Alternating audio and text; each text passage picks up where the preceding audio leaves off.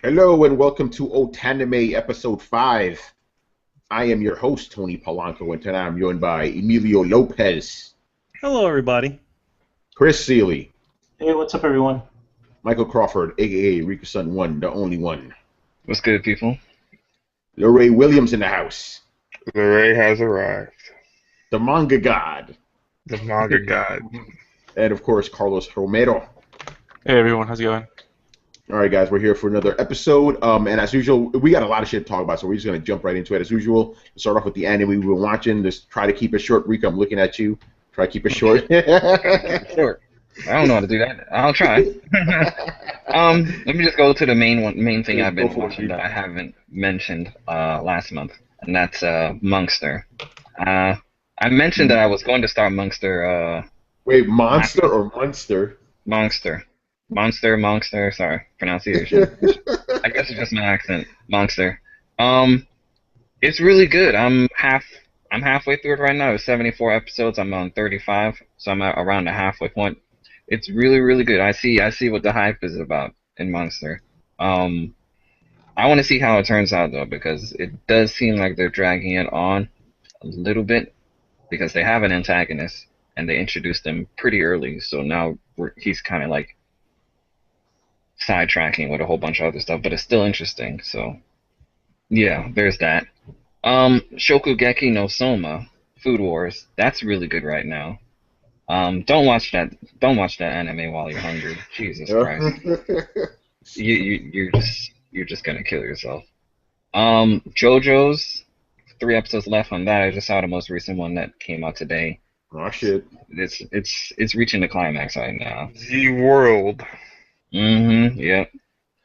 And yeah, I mean, I mentioned all the other stuff that I was watching last month, so I'm still watching all of those also. So that's the short version of what I've been watching. Awesome. All right, Carlos, what about you, man? So other than the anime of the months, I've been watching Fate Stay Night. It's been going down a little bit. Oh really? It's Uh-oh. yeah. Whoa. It was like Depends. Cloud 9, and it's right now it's at Cloud 8, but it's still really good. It's getting a little bit too preachy for my tastes, but it's still. I mean, it's UFO Table. It's still top-notch stuff, but. Yeah, so I've been watching that. I finally caught up to One Piece. So, you did it. yeah. You did it. I have something to say. I'll go for it. Oh, you want me to go for it right now? Sure. I said that I told LeRay this, I think yesterday or the day before yesterday. I said that I actually put a set in stone date that I'm going to start One Piece. I'm going to start from episode 1 and go all the way the fuck up. And then once I get up, I'm going to get manga caught up. So I'm going all the way up. Wow. I set it in stone, and it's pretty far from now. It's actually January 2017. Oh, wow. Yeah. Yeah. January 2017, I will start from episode 1 and go all the way up there. Why so long? Why so long? Because I was actually going to make it 2016, but then I was thinking about everything that I have in my backlog right now, including the manga that I'm reading, and I don't think I'll have all of that done by the time January 2016 comes. So we're almost halfway through 2015. So that's like 6 months. Are you ready for One Piece? No, I am not ready for One Piece. That makes sense. And plus, I was saying, remember I mentioned an anime, another anime yesterday. It was Gintama. I am ready for Gintama though. So I'm actually going to start Gintama on 2016 January. So Gintama, I'm going to start from episode 1 and go all the way up, because I know they have a shit ton of episodes also, like 200 plus. 200, so, yeah. Yeah, so January 2016 will be Gintama. January 2017 will be One Piece. But yeah, it's good that you got caught up. That's pretty fast, man. Yeah, that's impressive. You were on man. the heavy grind. 4 months, and now I feel the whole void of shonen. I don't know what to do with myself. That's why I've been talking to Tony. I've been wanting to watch maybe Bleach or Naruto or something.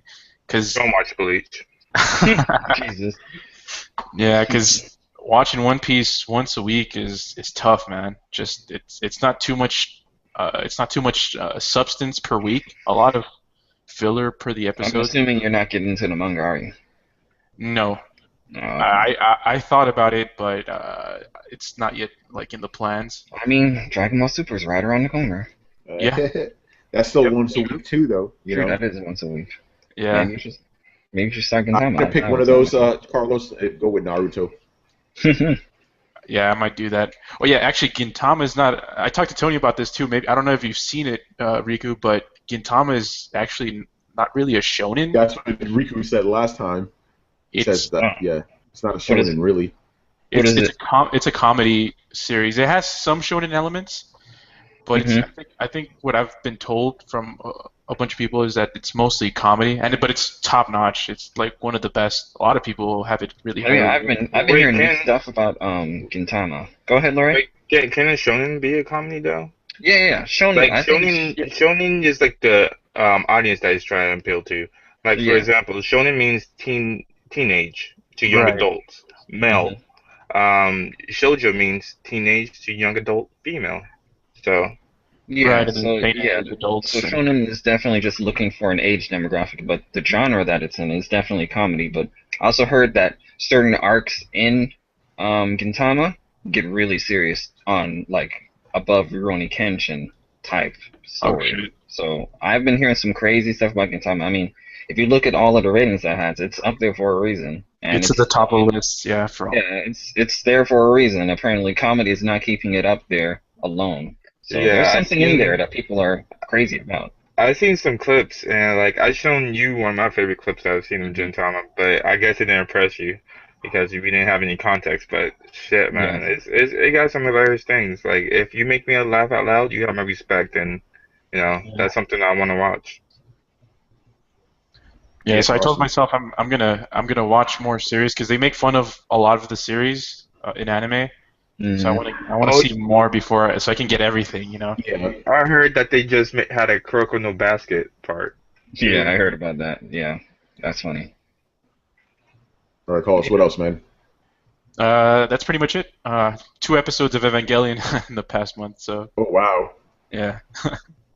All right, moving on. Chris, what you been watching? Well, besides the homework, nothing else. I've been pretty busy, so I just shotgun Death Parade, and I didn't really watch Lodoss because I've seen it already. It's stuff I plan to watch. I still promised that I would get through Black Lagoon because someone gave it to me as a gift. Yes. So I watched that. Hey, opinions, people. Opinions. That sounds fighting words in some way. It does. Like it was like it was a show, like it didn't have like a continuous plot. It was like, what's the monster of the week? What's the job of the week? You know, and episodic then type towards the end, the last part of it, when they did like the whole Yakuza arc, I was like, I'm down for this. Why can't this whole anime be just this? Interesting. We'll have to talk about that soon. Then, I kind of feel obligated because I actually have the set. Like I got it as a gift, so. Chris, I know you, man. You're gonna love it. Trust me, it's really fucking cool. Shit, man, I bought the set, so I was obligated to myself to watch it. I'm legitimately don't like it because I bought it. Wow. Yeah, opinions, people. Right, Manny, what about you? Well, yeah, the other than the Death Parade, I've already saw Lodoss War like a million times. I own it. And also watched all the Berserk films. Nice. Yeah, you had some thoughts about them though. Yeah, I was the first one is just I just hate all that kind of cel shaded CG they do, and it just doesn't look right, and it's obviously it's cheaper to do it that way because you don't need to have anybody actually draw every single frame of animation, but it just does not. All they're doing is keyframe animation and then just running it in a lower frame rate, and that's it, rather than actually animating it in the same frame rate as the actual as the actual characters are. It's like sometimes like they'll do like weird things like their body will be CG and then their head won't. Stuff like that. Even sound good. It's really jarring. But I mean, other than that, it's. These are the movies you're talking about? These are the movies. They're not fully animated. They're actually not fully hand animated. They're like most of them for like the big wars and stuff. They're all a bunch of CG guys on horses and stuff. some people in armor are totally CG. You'll have sometimes they'll have like a fully animated character talking to a CG guy, and it just doesn't look right. But it eventually they started doing. The funny thing is that when they actually do animation, it's really nice. Like it's really top-notch looking animation. But it doesn't happen all the time. But then as the films go on, there's more and more animation in them. So in the last one, it was actually a better combination of both of them.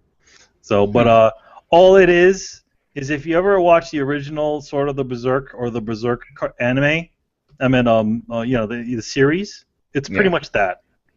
Yeah, just like in 3 so films, which one would basically. you prefer? Because I've been wanting to actually watch everything Berserk, both the 26 episodes and the OVAs. But if there's one that's definitive over the other, they all end at the same portion. Do they all begin at the same part also? But the problem is the TV series expands on stuff. There's just 3 movies. They cut a bunch of shit out. Yeah, they cut a bunch of shit out. They cut a bunch of shit out of the movies. And the movies like a prequel?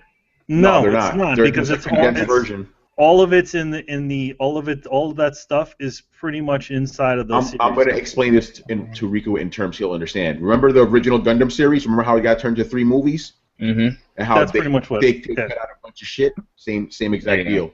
Yeah. I need to rewatch those movies, by the way. So at the end of the series, it pretty much ends at the same point as the way the movies end. So it's not until the next movie where you actually get to see all the stuff that happens. So they're making a 4th movie? Yeah, they're at least talking about it. But who knows? Maybe they just do those 3 things and then just do it again and make people wait another 20 years. Because like when I read the manga, like only read like a chapter or 2.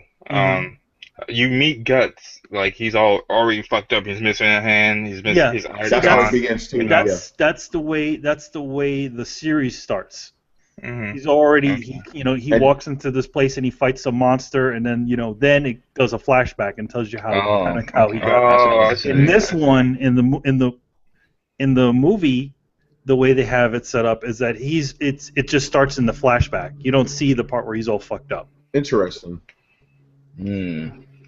So it just runs, as opposed to being a whole flashback thing. It's just it's all real time. It's like he's here, they're there, and there's no and the only time you actually get to see him when he's got his robot arm and all that shit is at the end of the film, at the last film. But you do agree with Tony that there is indeed more content and substance as far as the Berserk story within the 26 episodes. Oh yeah, definitely. But it ends. It also the 26 episodes also end at a weird point. Yeah, just like the movie does. I'm guessing. Just like the movie actually feels like it has an ending to it. Okay. Or like they give you a preview of what some things that are why somebody's this way. That happens. But in the other one, it just seemed like in the 26 episode ones, it's like wait, that's it. Wait, we wait. Interesting. So, but they both leave you off the same way. Yeah, I mean, if you guys heard Throwdown, you heard Brett's story about this, how he drove for miles looking for the next box set, and there was no box set to buy, There is no box set. That's it. It just stops right there, and it for some reason, it never got picked up again. It may have not. So you said you finished all of the movies, or you're watching the movies right now? I've seen all of them. I watched all of them at back to back. Yeah, there's only 3 of them. Yeah, so after that, after I finished Death Parade, and I finished that like in a day or 2, just straight watching all of them because I was working, and then after that I'm like, I guess I'll watch these Berserk things. So I saw the first one, I was just unimpressed. So I just let all of them run. I'm like, all right, it's not bad, but I still that CG shit just bugs the fuck out of me. That's the reason I haven't watched those movies. Like that's why I'm hesitant because Manny, I'm the same way. That bothers the shit. I was like, just like regular animation. Like here's the thing, the obvious definitely they're just trying to save time on it, but at the same time it's like, why aren't you animating these things like at least in the same frame rate as you would animate a character in the normal show? At least it wouldn't be that awkward. Yeah. They start doing things that they wouldn't normally do. In other words, and then they get weirdly stiff. So it's like after you go from this kind of smooth looking stuff to kind of going like they're a bunch of dolls. You know? You know what's really odd about that? That genre, the Berserk genre, which is basically, I put that in like the war genre. So Lodoss Tosenki would be in there. Berserk would be in there. Another anime called Kingdom would be in there, and another one I'm watching called Arslan Senki. That's also in there. They're all war. They're all war animes. Well, they're all more kind of fantasy war Well, animes. I was saying At the least setting is Berserk like and- medieval war. That's what I'm trying to get across. Mhm. But the point is, in every single one of them, except for Lodoss Tosenki, Berserk, Kingdom, and Arslan Senki, they all do that. The CG thing with their troops and whatnot.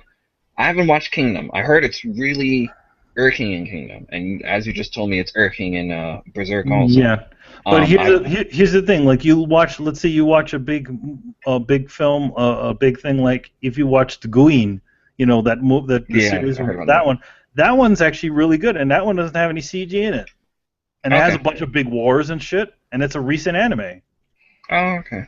So okay, well, it's just them being a little. I don't know what they're trying to do because like I said, Arslan Senki, that's what I'm watching right now. That's a good one, and it has some CG in it. They do it with like the troops, like when they have the troops all lined up in one, they'll make all those guys CG. If there's like a troop on like the castle and he's shooting like a crossbow, that'll be in CG. But when it comes to like the fights and whatnot. Yeah, but none of the main characters are actually CG. Exactly. This will be like you have one character standing there, and then again you'll have another character talking to them, and he'll be like all weird and like CG looking. Yeah, they don't do that. What? Yeah.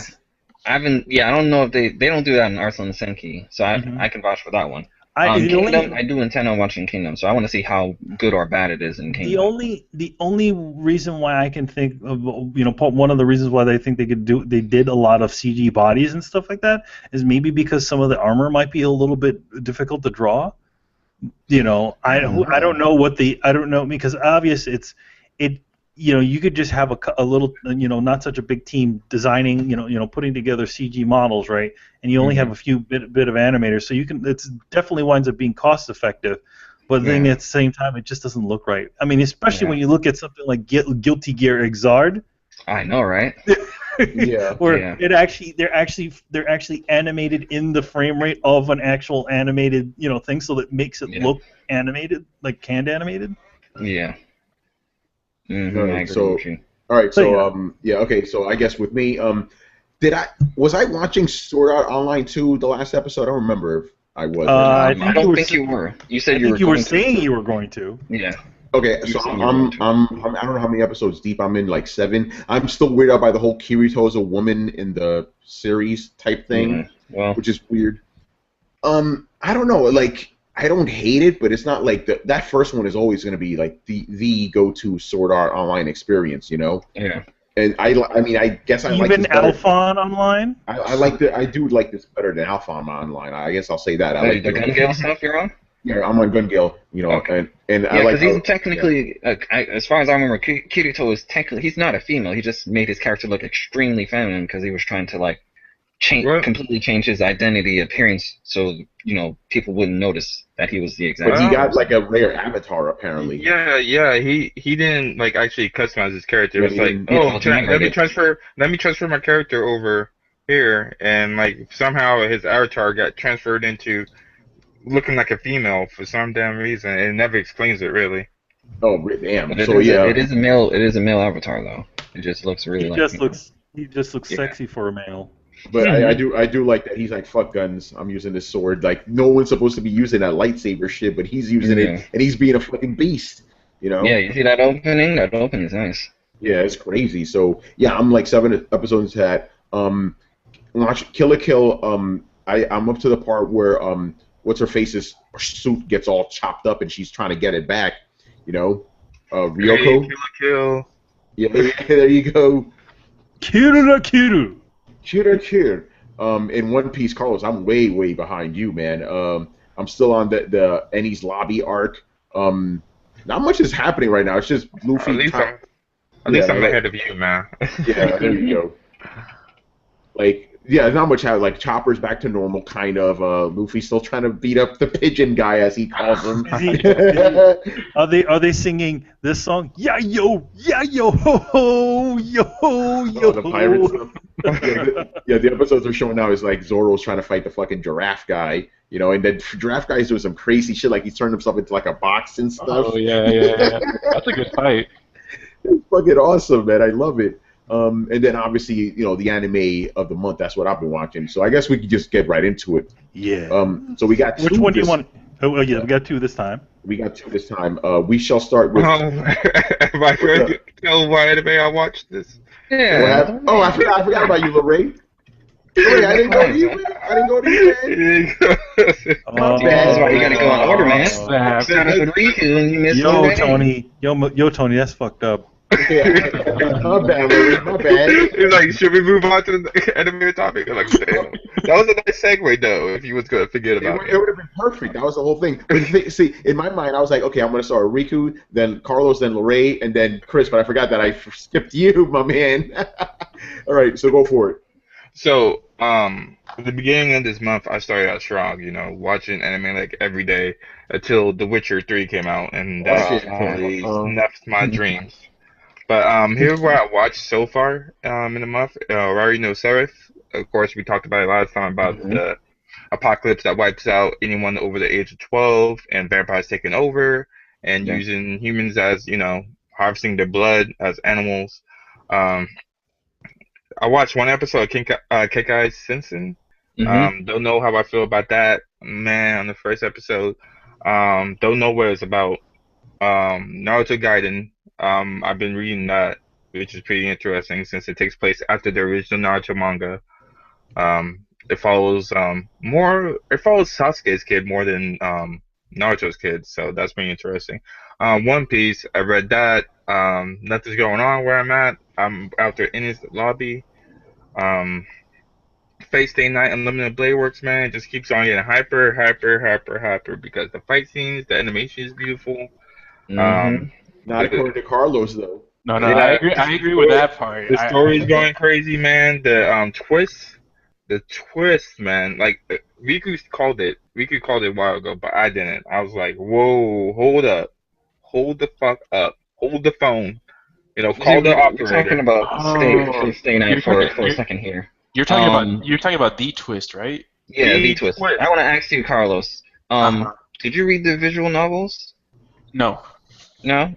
Did you know about like this twist like beforehand, or did it hit you just like everybody else? Well, I kind of guessed it in season 1. True. To me, it seems kind of obvious, though, because it's hard to explain it. But they were kind of pointing to it. They were doing a lot of hints. I know. I just found it really weird. I'm like, yo, why does this guy want him dead so much? Like, I didn't make that connection. Like, and then like when he copied Archer's weapon, I was like, You know, it still didn't hit me there. I was just like, he's becoming stronger. He idolizes Archer. That's why he uses his weapons. That's what I thought. Apparently, I was the stupid viewer, while y'all was the smart ones that made that observation. Like, yo, my sword. Yeah, I am the bone of my sword. It's so funny when they talk English in these animes. Like, I am the bone of my sword. Unlimited blade works. That part is pretty beast, though. But like on the latest episode when he did with Emilio, you know, did that when he threw Archer threw the dual blades at him. He's like, I'm the bone of my sword. Same way he says in the future, which is like, you know, it kind of gives you chills because he's like actually kind of following in his footsteps. Like he's trying to become better than him. So but that's worth too much now. People still want to watch it. I know. But it's good. It's hype. I want, like I said, I want to see how it's gonna end. Oh yes, man. I want to see how they're gonna wrap it up. Full moon. You have people that love the anime. Why don't you bring the game to America? Do that now. I know you're working on a new version, a new side story. I don't know what's that about, but bring the original, bring that over, and bring everything you got. I agree. Okay. Now, Shokugeki no Soma, aka Food Wars. Like Riku said, man, don't watch this anime without eating because you just gotta die and torture yourself throughout the whole thing. Like I told Ricky, like, yo, man, I gotta put this on pause. I gotta cook you up something real quick. Did you see like, oh, I guess you guys don't watch my Twitter, but I did post a scene from that to kind of give everybody an idea of what it is like. Are you talking about when the woman first ate his food and she like all got?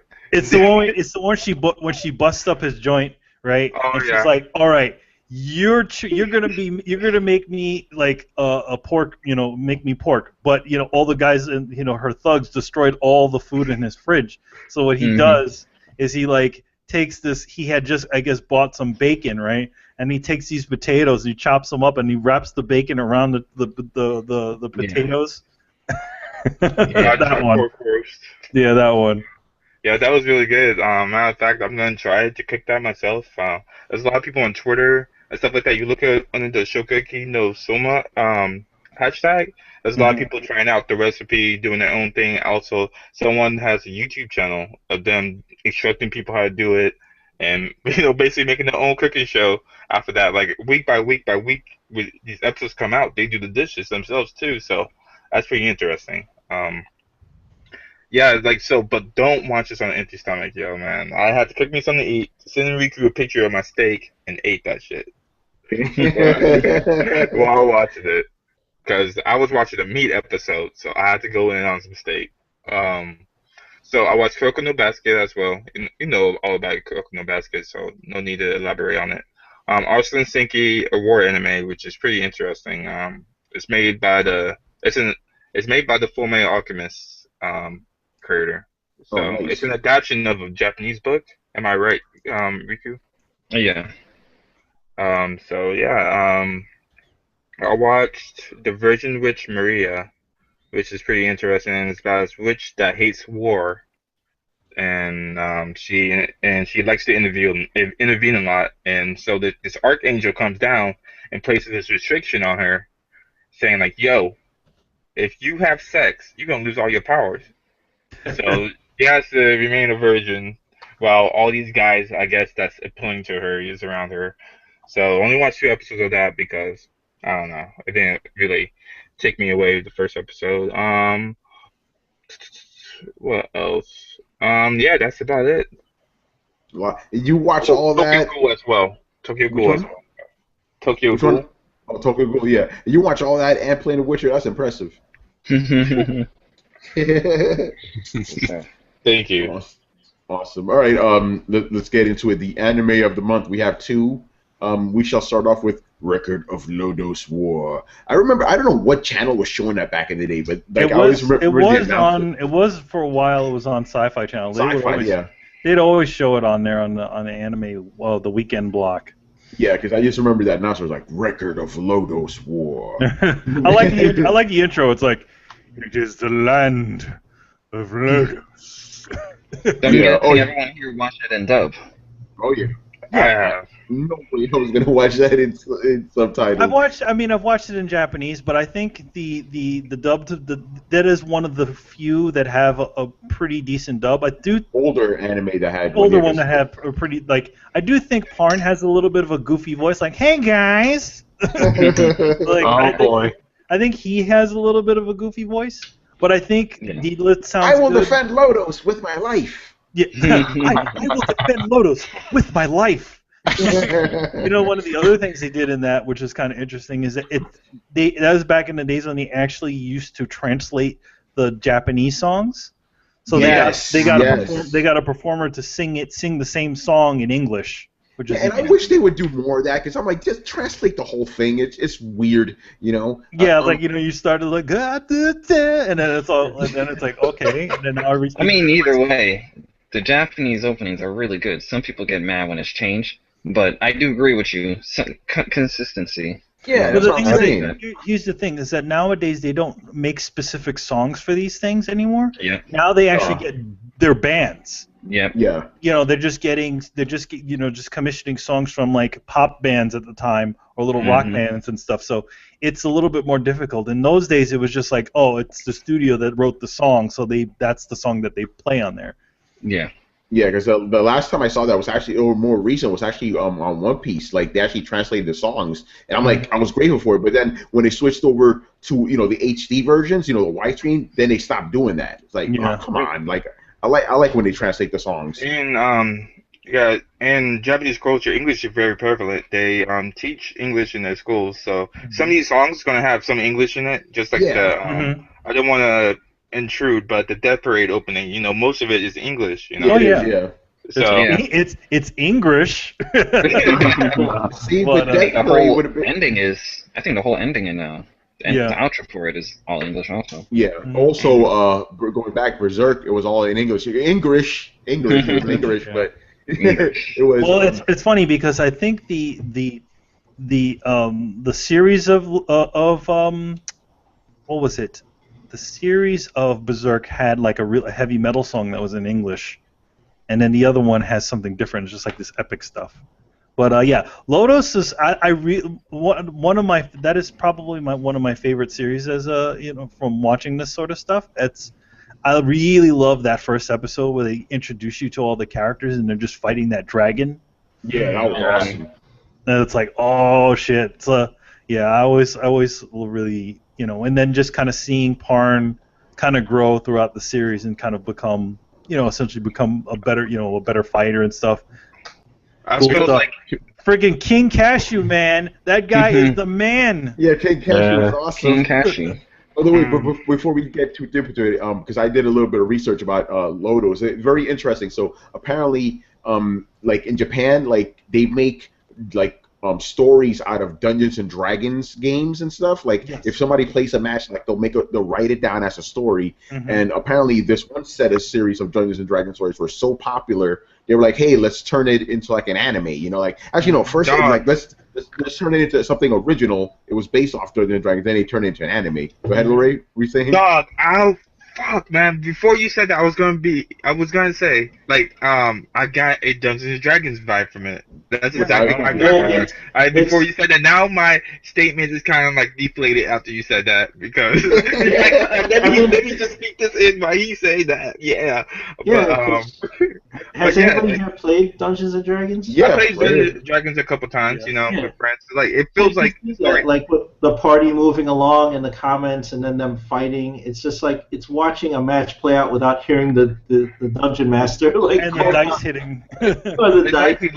Exactly like, oh, let's go to this dungeon. Oh, help! Oh, you run across this rogue that needs help and asking for you to believe him that he can help you. He's not going to steal from you.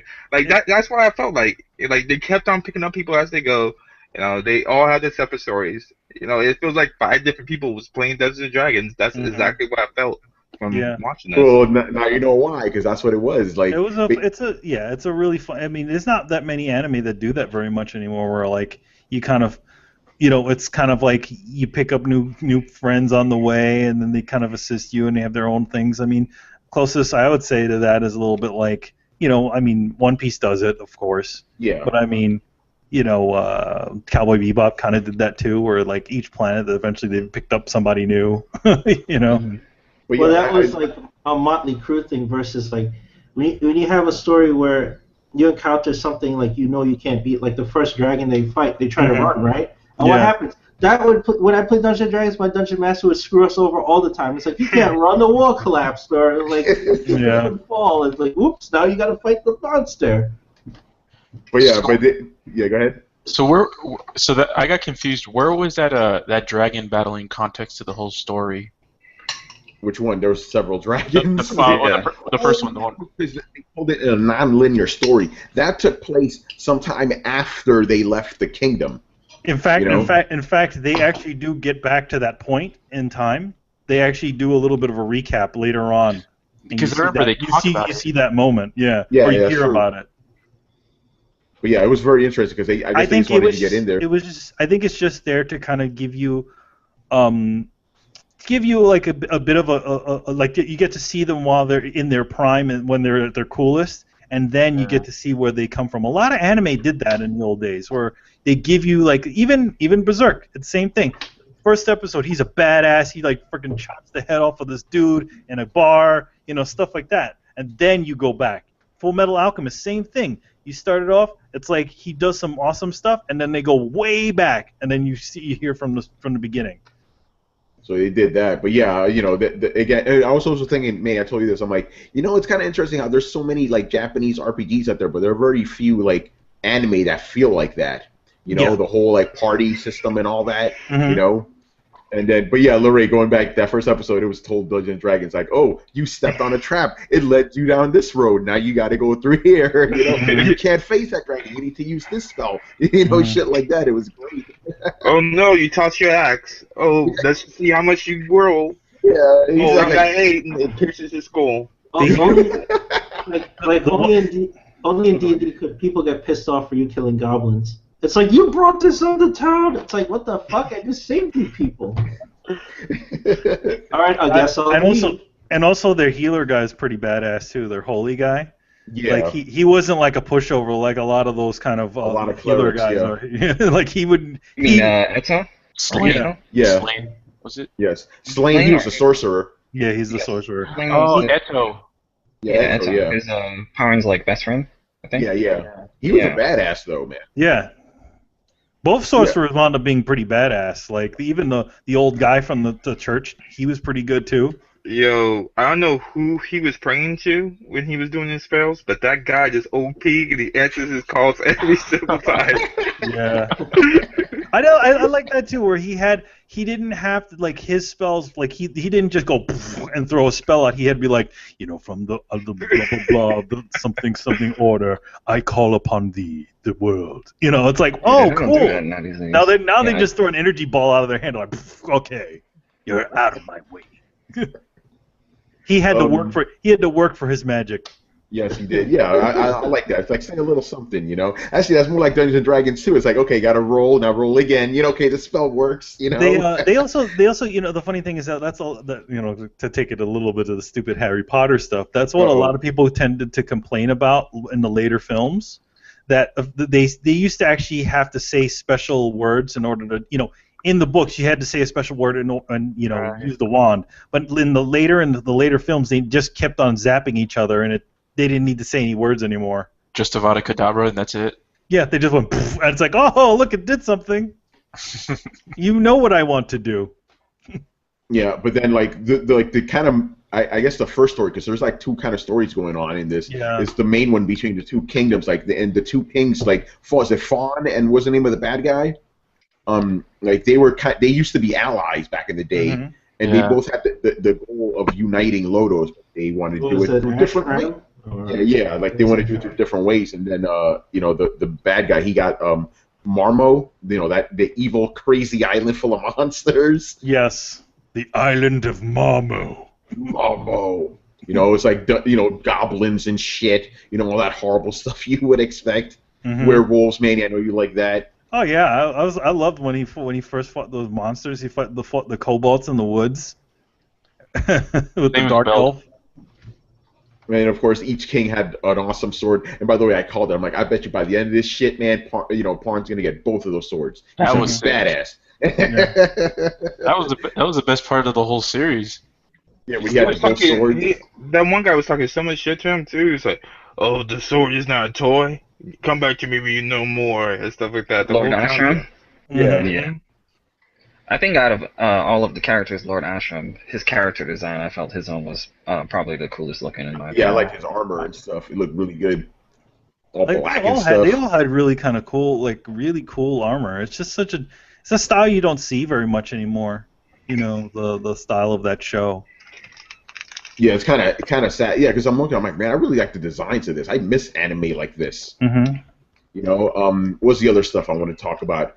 Actually, I need to say, I wanted to bring something about saying now. One thing I was disappointed in, and I know because, you know, the dragons have so much detail, but they're not animated at all. Like barely animated. Pull across the screen. Yeah, like they just do kind of they'll have a couple of things like where the head moves and then it throws fire and stuff. But yeah, obviously they were being very smart about it and not having them, like, sometimes you'll see a leg move, but yeah, they didn't really animate very much. You know what it reminded me of? Again, we're talking about a lot about Berserk tonight. It reminded me, remember when Guts fought that big monster the first time? That monster was not animated either. He looked really good, really detailed, but he barely moved. Yeah. You know? But yeah, that was the same thing. But I did like the fact, like, oh shit, look, dragons, man, it's crazy. And they have all types of dragons. They had like the volcano dragon, they had the ice dragon, they had the ocean dragon, they had like some weird golden dragon. It was nuts. You know, by the way, that's that scene where like the dragon attacked the boat. You know what that game reminded me of, right? You know what game that was? Come on, you could do it. You guys don't know what the fuck I'm talking about. Dragon attacked the boat. Think about it, a giant sea monster attacking a boat. Video game. Okay, God of War. Thank you. That's what it in the rain. You should have said in the rain. It was in the rain too. It wasn't it a the Hydra in God of War 1? Yeah, it wasn't. Yeah. Oh, okay. When I saw, I'm like, oh shit, man, that dragon's like the Hydra in God of War. That was the first thing I thought of. Let's see, but I like the battle sequences too, even though they reuse a lot of animations sometimes. Oh, yeah, they did. You know, and then what about the twist with that? By the way, that evil wizard dude, he looked like freaking evil Spock. Yeah, That's what he looked like. I was going to say, he's got that bowl cut. I was like, oh, he's just an evil Vulcan. Yeah, basically, but he was the one, he was trying to resurrect like the evil goddess, which was also a dragon, I guess. You know, to destroy Lodoss because he's evil. Yeah. Why do you want to destroy everything? Because I'm evil. Because it's Tuesday. Because it's Tuesday, exactly. It's funny. I like the way that one guy looked like, kind of looked like Ganondorf. The dude with the red hair. I can't remember his name. Oh yeah. I have a few things to say about a couple of characters that go for it, man. Woodchuck. Yeah, Woodchuck. Oh yeah, Woodchuck. That kind of irked me because he was definitely a different character out of the crew. He was like the thief. He was like the little. He's kind of like the semi scumbag one of the crew and whatnot. And then you know, he kind of goes off and does his own thing, and you kind of respect him as a character. And then he basically gets possessed by I think it was Carla. Yeah, Carla. Yeah. He gets possessed by her, and then he just disappears. You guys watch? Chris, did you watch the other version, the 26 episode one? He has that one too. Yeah. Do they go a little more in depth into that? Do they like tell you exactly what happens to that? Because by the time I got to the end, I was like, what about Woodchuck? Yeah, you see Carla more in that one, but Parn's story ends halfway through and Spark's story begins. Okay, so like where this one is Parn and his party all the way through, right? And King Cashew, and then you get in the other one you get this other guy Spark, and then Parn's story ends with Ashram earlier, and then like Spark continues the story all the way up to stopping Vognard from resurrecting the goddess and all that stuff. It's weird. It's like a stretched out version. And in there they have the conclusion of Woodchuck's story and whatnot. He's in there. I'm pretty sure he's the main. He's like one of the main villains, though. But the thing is, like, you don't get any real resolution to him, like you know. I was just saying it pertaining to this OVA series. Just like what about Woodchuck? And I think it's Spark's arc. He sees him. He fights him. Yeah, but still, but pertaining to this one, I was very disappointed by that. I wanted him to at least like become Woodchuck again, you know? Yeah. But I mean, I think that was also a pretty cool twist. It's like, all right, you have this guy, and it's like, whoa, Carla is not that chick. Carla is anything that puts anybody that wears that thing, yeah. Exactly. No, Rico, I'm with you. I was disappointed. I'm like, damn it, I think there was another character that I felt could have used a little more shine. His name was, I think he was probably my favorite character. The only problem I had with him was his personality was a little bit dull. But it was Orson, the Berserker guy. Yes, thank you. Yeah. The Berserk, yes. Orson was badass. He gets a little bit in the next one. He actually gets him and the girl that's with him get a little bit more character development. Yeah. They do. Yeah, you see them more. Orson, yeah. Dude, I wanted him to become a berserker again so he could fuck shit up. Because remember when he was fighting Parn, he was like punching mountains and shit. Yeah, he was crazy. The only thing about the 26 episode thing is that the quality, how great the quality is for this this miniseries. That one does not hold a candle to it. It doesn't look as good at all. Which one came first? This one. This one came out in 1990, and the other one came out like 2000 or 1990. Yeah, it came out later on, but it does not have the same quality as this thing does. Although I'm getting them confused. I know in the longer one, they go into Orson's origin and like his childhood tragedy, and he got possessed. I don't know if they did it in here. No. Yeah, in the longer one, they go into all of that. Like, it's sort of like he's like Batman of the medieval age. Do you think the 26 episode one, did they conclude everything that they had introduced in their story, or did they leave a couple things? No, they concluded it. I mean, that one leads into Christania, but I don't recommend that movie. Oh, it's bad. Yeah, Religion of Christania is not very good. Oh man. And that was a continuation. But yeah, it's kind of wrapped up everything except Ashram's story, which continues in Christania, and it's not good. Yeah. I mean, other than those two things, this is a pretty fine anime. I definitely enjoyed this one. One thing that threw me off, I don't know if it's like an old anime thing, but the relationships between the characters, kind of like how when they start getting together, you just like the next step, like they get together in one episode, and the next episode they've been together for like a long ass time. Yeah, or like that's a bit of a time skip. Yeah. Yeah, or like Deed falls in love with Parn like out of nowhere, and I'm like, when did that happen? Yeah, but you saw that coming because it had to happen. He's the hero. Yeah. She's like the only woman. She's like the only woman in the party. And then you look at the closing credits and you see them standing together. And it's like, Like, yeah.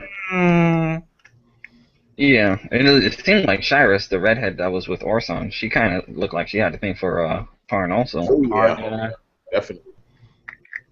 And the dark elf chick, she liked the main bad guy, which is kind of fucked up. Yeah. Oh yeah. Pirotes. Yeah, she loved him. Yeah. He seemed like he didn't give two shits about her until like the very end with that dragon. Yeah, when they're fighting the dragon. That whole scene was awesome, by the way, and they were in the fucking total Dungeons and Dragons right there. Let's go into the volcano where the dragon sleeps. Within the volcano. And within the volcano, you will find the one thing that will give you ultimate power. You know. And I found it kind of funny how Slane helped out Gim to get that girl back. Yeah, then he gets her. And then he gets her. He's like, damn. Then Gim dies. I'm like, fuck. Yeah, pour one out for Gim, by the way. I like that guy. Yeah, Gim was a great character. Yeah, and I like how he didn't like the elf. Like they were always fighting with each other with Deedlin. Yeah. Because again, Dungeons and Dragons, elves don't like dwarves, and dwarves don't like elves. Get away from me, you elf! It's funny because in this one she's a little goofier than the other one. Yeah. Like, the other one she was like all business. She wasn't pouty faced like, Parn, you're not paying attention to me. Like the other one, she was like all business. She wasn't fucking around. She has been hardened by battle.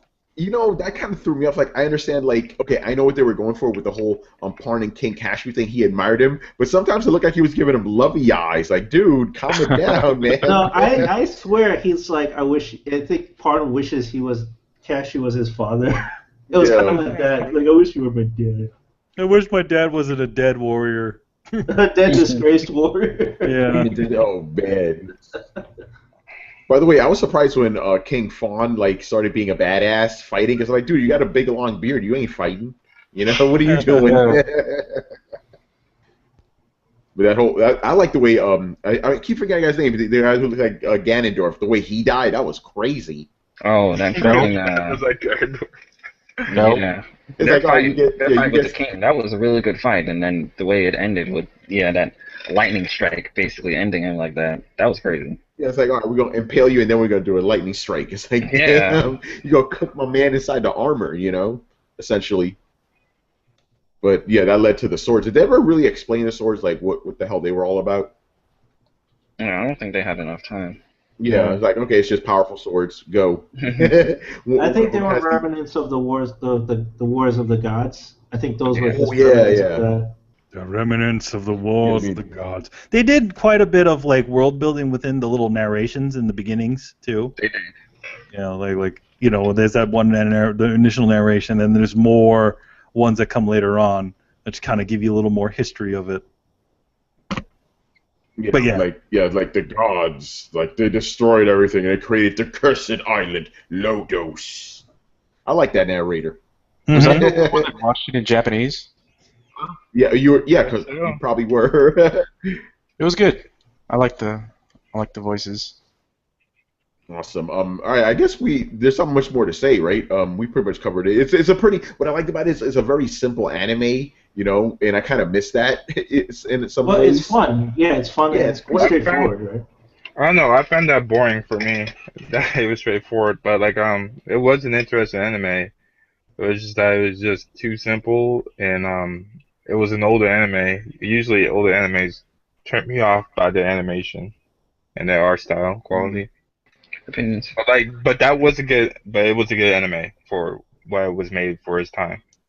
Yeah, definitely. But yeah, that's the thing. Like when I was watching, I'm like, man, like this is what I miss about anime. Anime used to be like, okay, we're gonna tell you a story about a badass guy kicking ass or a guy who wants to become a hero. Now it's like all this other kind of weird stuff, So I kind of miss the simplicity of anime, where we're like, okay, this guy's a vampire hunter and he kicks ass. This guy's living in a post-apocalypse and he kicks ass. Like I like that sort of shit. This one is like Dungeons and Dragons, go.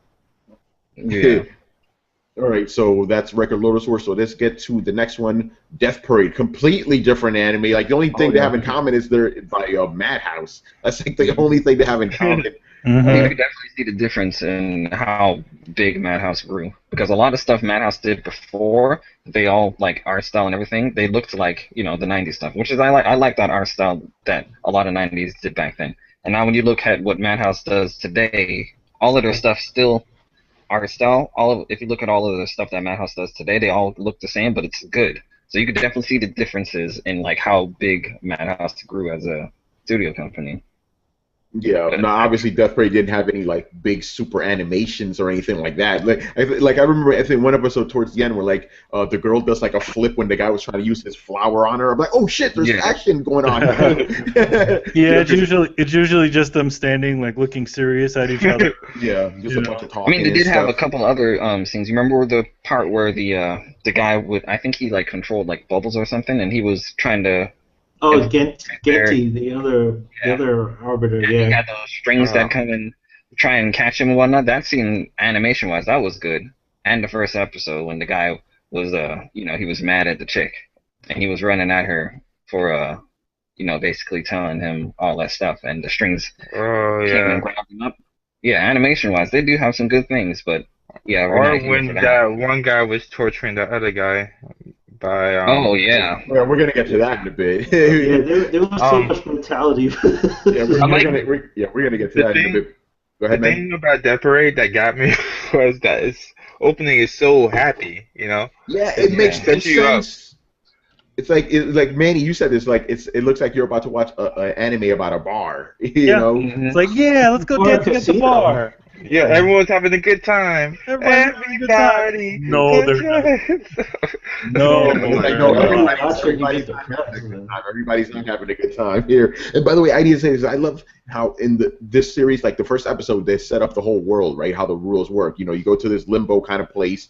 You play a game. And you get judged based on how the extreme conditions. And then on the next episode, they flip the whole shit on its head. It's like literally at the end of the first episode, the girl pops up and she's like, "How do you know that you're making the right decision?" Yeah, exactly. And then they show it from the other side. It's like because basically he kind of fucked that one up. That that, right? He pretty much made a bad decision on that. It was crazy how the girl analyzed it. It was like, oh, she was lying the whole time just to save him from despair.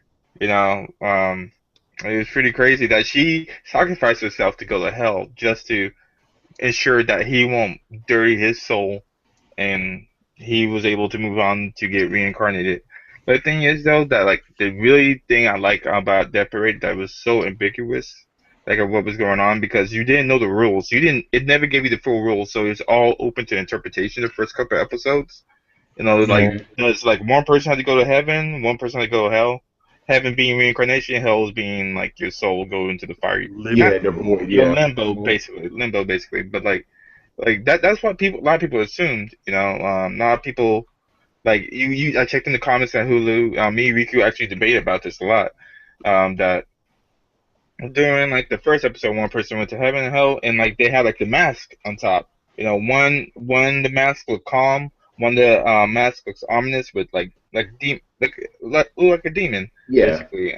You know, one was on the right side, one on the left side, and so like on the second episode, you know, no, on the third episode, since the second episode was like a recap, Yeah, and it was a recap. like showing it from a different perspective. The third episode had different people. You know, none of them was bad. You know, they was all had good intentions. Like, oh, I like you, blah blah blah. Yeah, I like you too.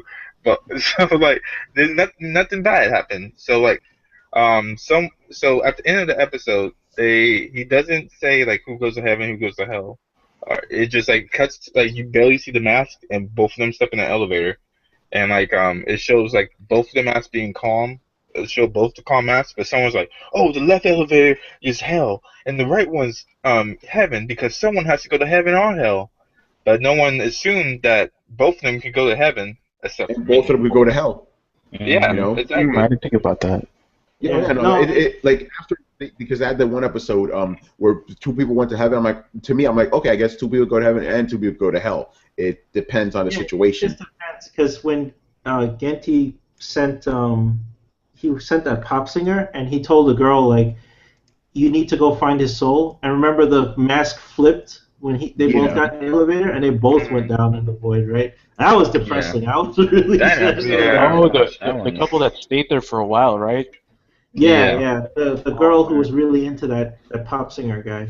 The way she died was hilarious. Oh, yeah, that was funny. Yes, this bitch just slips died in the shower. By the way, I find it funny. Like they get the game. Like they're like, okay, you choose this game, and they're like, I don't know this game. And I'm like, you guys stupid. That's That's freaking like Twister. Like you never heard? They don't have that in Japan. Like they don't have Twister in Japan. That was some crazy Twister though, man. Burning and freezing and air. It was a different kind of Twister, but it was Twister. And then I like the girl. She was like, oh, he can see my panties. You know.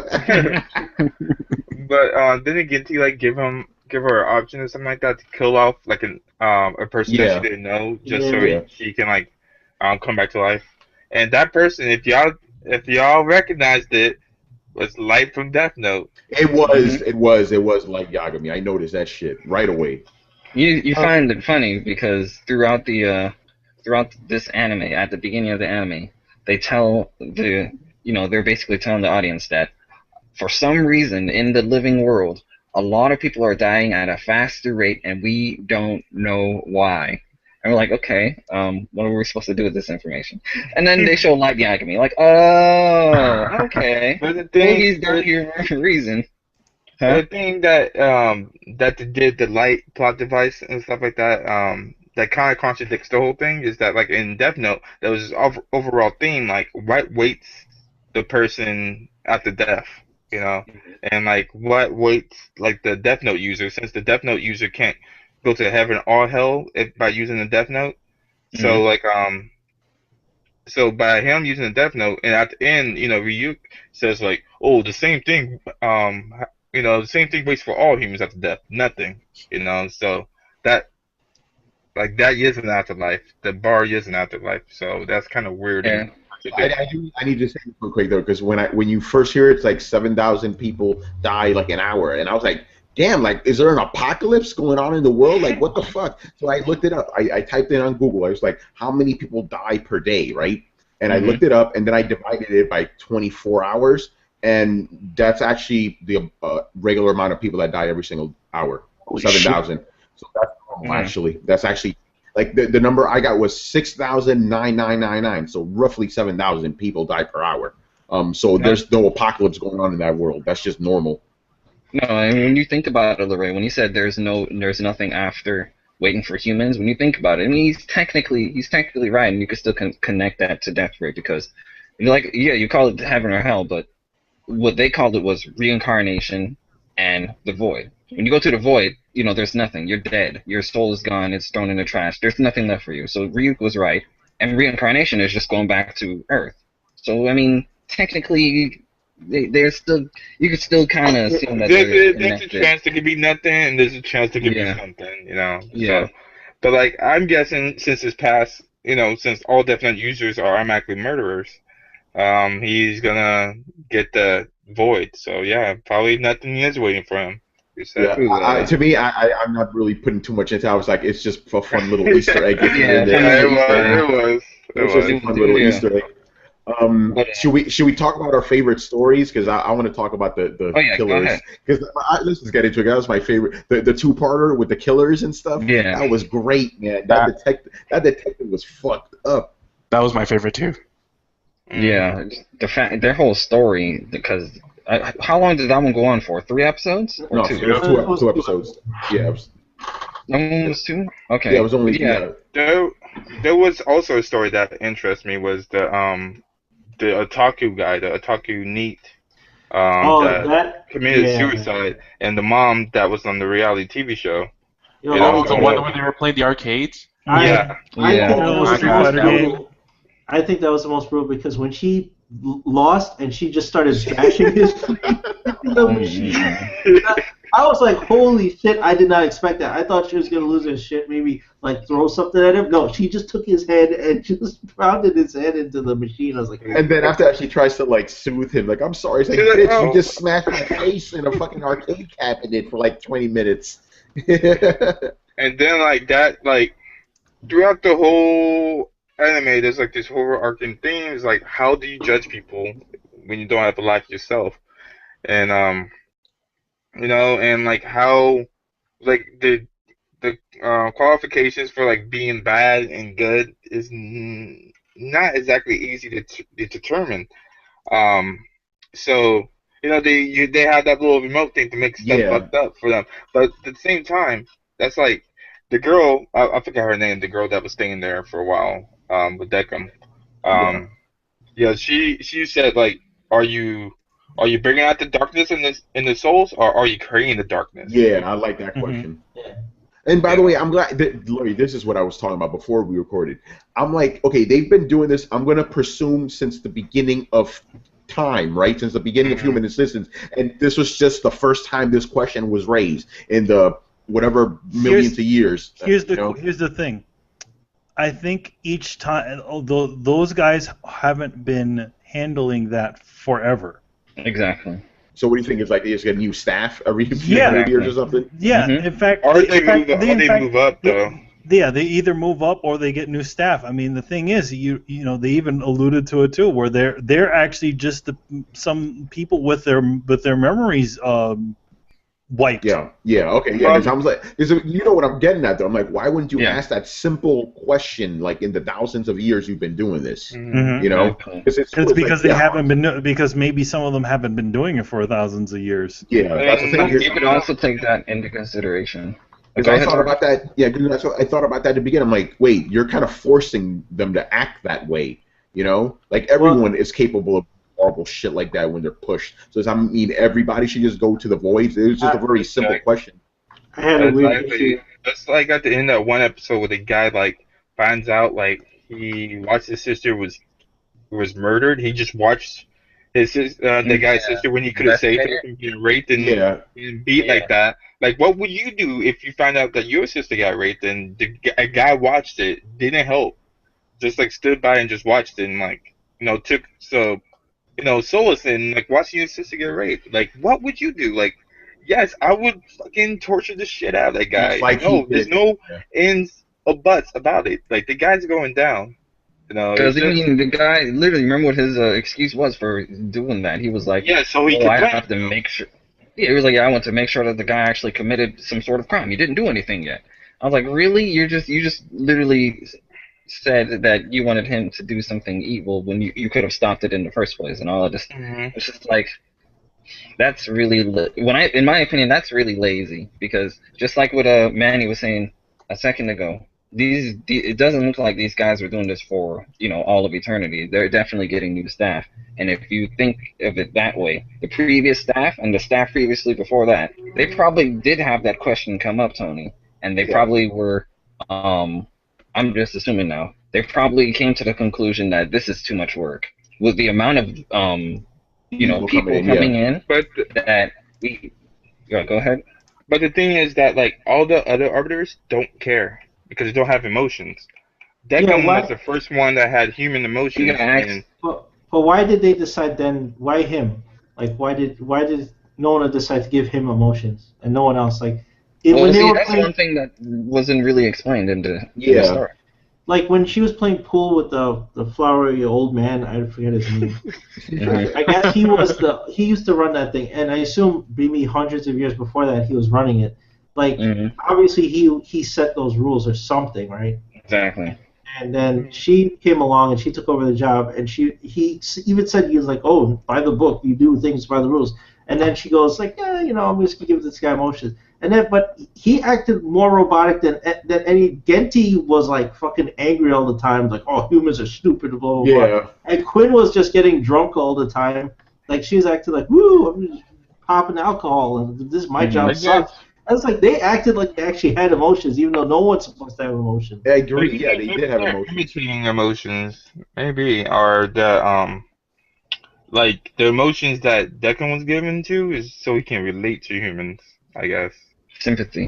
I think it was just like an experiment, basically. Like maybe if he has human emotions, he could relate. He could do a better job judging, because they already hinted at the first episode that the girl was able to judge better because she had human emotions. She was able. Remember, Declan was like, "What does love have to do with it?" And he's like, "Are you fucking kidding me? Like that's the whole reason they're even down here, Yeah. Like so my question is was there anything special about the girl that made her stay there? Because to me, like the whole suicide thing, I wasn't too clear on why she stayed there. The thing is, she was dead. It was because of Declan. So they couldn't make her play the game. Yes, that's right. They couldn't convince her that she was. Yeah, they couldn't convince her that her life was in danger to play the game. So yeah, because she knew that she died. Mm-hmm. And the other thing, Declan couldn't make a decision on her, whether to send her to the void or back. Yeah, because he couldn't get her to play a game, because you can't threaten someone if they know they're dead. Mm-hmm. Dog, I thought she was gonna fall for it at the end. I was like, dude, don't you know that you're in the game right now? That you're about to make the decision to replace someone else's life for your mom? Like, this is too obvious right here. That he's. Oh, you mean that illusion that he put her in? Yeah, he shows him, grieving and stuff like that. I wish he was here. Oh, and that was. Yeah, he created an extreme condition, basically. Like if I was her, I'm like, I would do that shit in space. I'm like, I know you playing me. The thing is that eventually he actually did tell her that he has to make a decision on her at some point. Because her body was like deteriorating, right? She had to. Yeah, a decision did have to be made. Yeah, because they're all dummies. But the thing is that like he at the end he sympathized with her and started crying and stuff like this. So I'm like, oh. It was kind of weird seeing him cry. Well, he was like, well, you're my friend. I consider you my friend, and I wouldn't, why? I'm sorry to put you through this, this horrible emotional, all these emotions. So that's pretty much what I thought it. So I thought it as. And like she told him like to smile at them now. I like that first smile he did. It was all awkward. He like. It was all Ryan. What was fucked up that Declan did though in the early episodes was like when both these people was going to hell. I forgot which case it was, but he like hugged them. Was like, "It's all alright. It's all right. Yeah, it's all right." And he just like sends them off to hell. I'm like, "Whoa, it's not all right." It's not alright. The thing is that it's not officially hell. I mean, it's just the void. It's not like they're not being tortured. They're just kind of nothingness. Well, Genti kind of hinted that they were being tortured. It's like your worst regrets and your thoughts are with you, and you're just in this blackness. Yeah, you're falling forever. You feel like that. Yeah.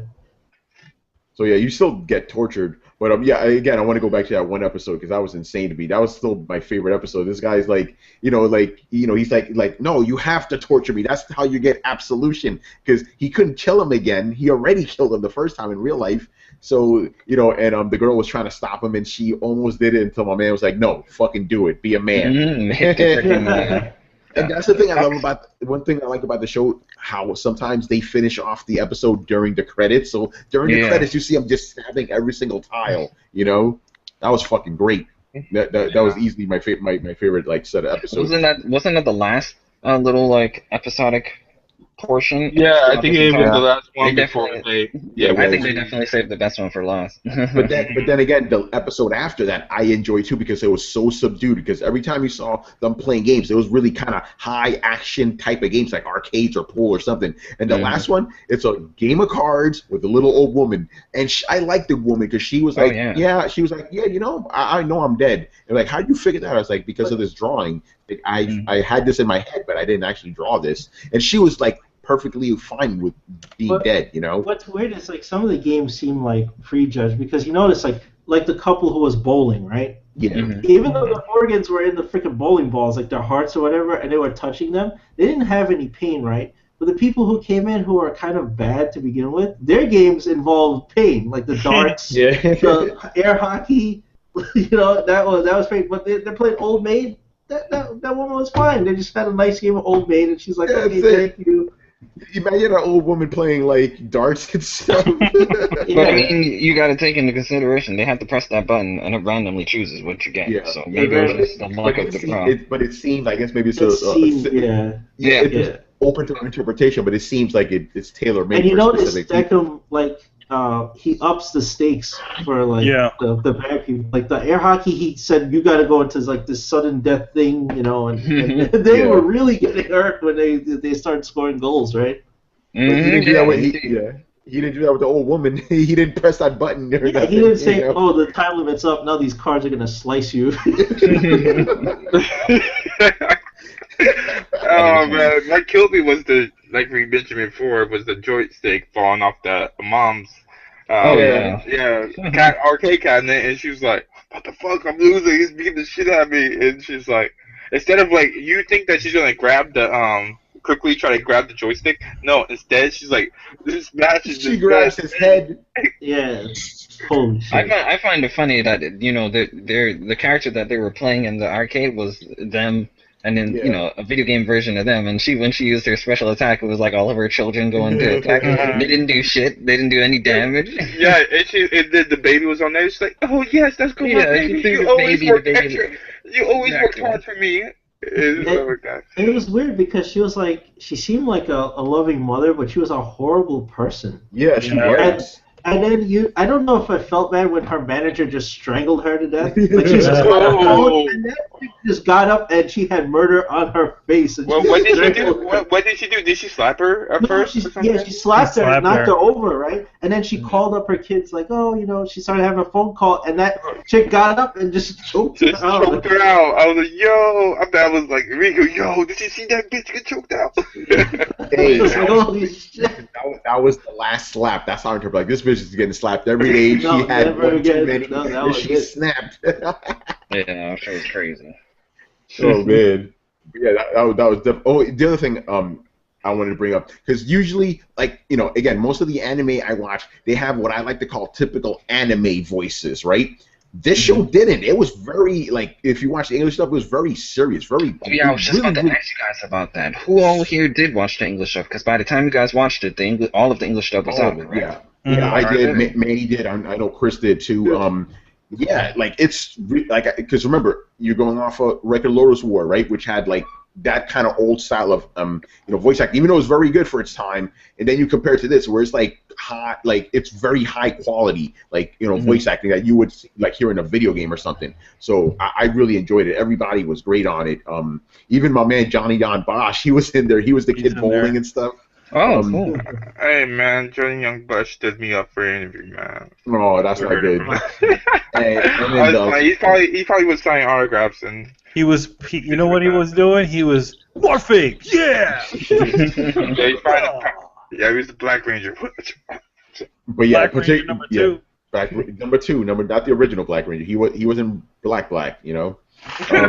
He's not the real Black Ranger. I really enjoyed the voice acting, particularly in the last episode where it was like Deckham was crying and the main girl was crying. It was like, yeah, this is solid shit, man. It's like, emotional. But the thing is, though, like, her, like, you thought she was like a happy, cheery person. We get like all this story about her, but we didn't know her story, and then like we find out about her, like how like this. And like this book, this little story, this kid's child story keeps on reoccurring, and that the head lady that oversees this whole thing, she like was looking at the book and was confused, and you can see that sometimes like before the game happened, that like it was painting on the glass before it separated, so it was like a recurring thing, and then you find out like on the last 2 episodes that she used to be ice skater. That was her first story. You know, she ended up getting injured, and she wasn't able to ice skate anymore, and she fell into depression and killed herself. You know, It's pretty fucked up. yeah. Yeah, some of these like deaths inside it are just they can just go from hilarious and stupid, like slipping on a soap, to just straight suicide. The one where they crash on the bus. Yeah, crash on the bus. They have everything. What about the pop guy, man? He got straight up exploded. That was insane. That chick left him room service with a freaking plastic explosive in there. Yeah, because that guy got in with a lot of girls. Yeah, he did. It was like it was a sister of one of the girls that he did that to. It was like, this is for my sister, and that shit just blew up in his face. Yeah, I gave you some pussy, and here's a bomb. You know. My pussy was the bombs. It's funny because you counter that, like, that's one of the most fucked up endings, and then counter that with that same episode, the stupidest fucking way to die, you know. But like, you know, I guess like I ended up being a better person because at the beginning of the episode, he's like, no, at the beginning of like the whole spike thing, they falling and dying. No, he was about to push it. He was about to push it. Yeah, he's like, I want to push this girl down there, and I'm gonna be free. And then like at the last minute, he changes his mind, you know, and he saves her. Himself, right? No, he saves her. Oh, okay. He saves her. Yeah. He grabbed her. Well, he tried to save her. She still slipped into the. Yeah, she still. And then like, you know, like after him doing that to redeem himself, and like, you know, it still wasn't enough for him to redeem him. You know, he still ended up going to purgatory. Yeah. By the way, I find it interesting because you know how like in what's it, Christian religion, like suicide is a bad thing, but in this one, even if you do commit suicide, you could still get reincarnated. Yeah, the arcade guy, he got reincarnated. I was actually taking that into account. I'm like, okay, this guy committed suicide. I want to see like how they take this. Like, are they going to go the Christian route where like suicide's bad no matter what you did, or how you lived your life, you're going to go to hell? But like instead, they went to a different route. Like, yo, this kid's actually regretful, and he wants to live for someone else now. So they gave him. Yeah, because that was like, you talking about the arcade kid, right? Mm-hmm. Yeah, because in that episode, it was definitely two different sides of the spectrum. It was the kid that basically wanted to give up on life, and then there was the lady who she actually wanted to live. She was living her life. She was just being, an ass. She just lived like an ass. But she definitely lived her life to the fullest and whatnot. I think she said it when she was in that arcade stand-up shit. She was literally begging to be like, being reincarnated. Yeah, she was like bargaining the guy, like, what can I do to come back? Yeah, I'll do anything, Now realizing there was nothing you can do. But even the main girl, like, remember when she went to, in the elevator, she went to, reincarnated too, even though she committed suicide. So it's definitely not like a sin or anything. It's not like, basically what I'm trying to say is it's not like the Christian religion or anything like that. It's not based off of that. Exactly. That shit does suck though. They get a choice that they chose to die, and then they get to get reincarnated. But like the pop star didn't choose to die, but he goes to hell. Yeah, well, he was also probably a horrible person too. I don't think he was horrible. I think Genti was just a really harsh judge of people. He was crazy. Yeah. Beckham said that he respects people who live a fulfilling life.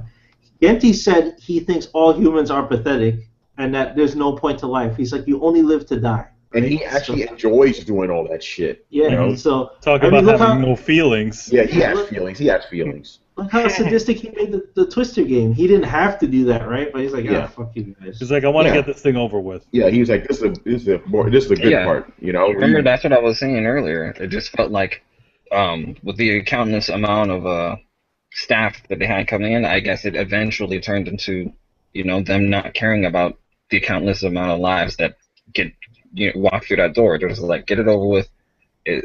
Black is black, white is white. If they act this way, if they act that way, once we put them under these circumstances, then, on to the next. Yeah, but that's not like a proper, like I said, the show was it's not the proper way of judging people, you put them to the extremes. I wonder who the special arbiter was, because remember when Baccano got the detective and the kid, right? Nona manipulated the girl to send them to him, and she's like, no, they're supposed to go to a special arbiter. I wonder who that guy is. Yeah, they never really talked about that. Who the hell handles the I want to know if it's going to get a second season, or is it's just like it's done. Like I'm feeling that it's done. Remember, this is Madhouse because we know how Madhouse goes when it comes to their series, especially in this day and age. If it's not, I looked it up. There's only like 2 or 3 series that Madhouse has ever done, but they went back and did a season 2, season 3, however much that franchise had, and probably like 85% of the stuff they've ever done, they don't make a season 2. So. It's sad to say that basically. Might not see a season 2 of Death Parade, even though a lot of that's the weird part, because Madhouse always ends all of their shows, open up to a season 2, and this was one of them. This was one of those shows where they did introduce some characters at the end of this series that you would assume that there's going to be a season 2 and they're going to capitalize on this. And then how Deckham is completely open to his emotions, and then the guy, the flower guy, the flower old man is like, oh, the reason why dummies can't have emotions is because they will eventually fall to ruin. And then it was just this ominous tone, and you see Deckham smiling oh, I'm feeling emotions. You know what? I was a little disappointed that Nona and him didn't fight, because when he went to confront her about everything at the end, I thought, oh my God, they're gonna fight. No, that's what I thought. She did a quick flip and that was it. A quick flip. Because she probably knew that guy was gonna box her up, because we don't know. I don't know, that guy. I think he has more abilities than other. Definitely. Because he can read their minds and memories by just eating them with the powers. That was weird. I don't know what I thought when I saw that shit. I was like, what? What is he doing? I was getting ready for some shit. I'm like, oh, here we go, battle sequence, but it didn't happen. That little flip was cool, but Death Parade was definitely a much-watched anime for sure, man. I've never seen an anime with more crying in it in my life. Yes. Literally, the sobbing and crying. That's why they needed that intro. It's Happy Casino. No. The third anime I've seen that has done that, where they just have a happy-go-lucky Evangelion. I'm looking at you. They have a happy-go-lucky, great sing-along opening, and then the anime starts, and now you're depressed. Yeah, right. How about you save the They have to give you a little reprieve.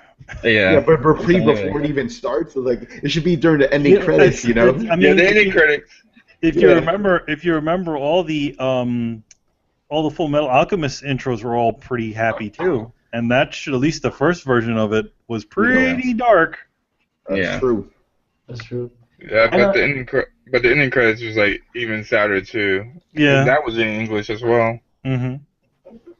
Yeah, but the ending credits made more sense. At least the song, I can go through the darkness. It was a nice song. I have to save it on my phone. That's a great song. I don't want to destroy us.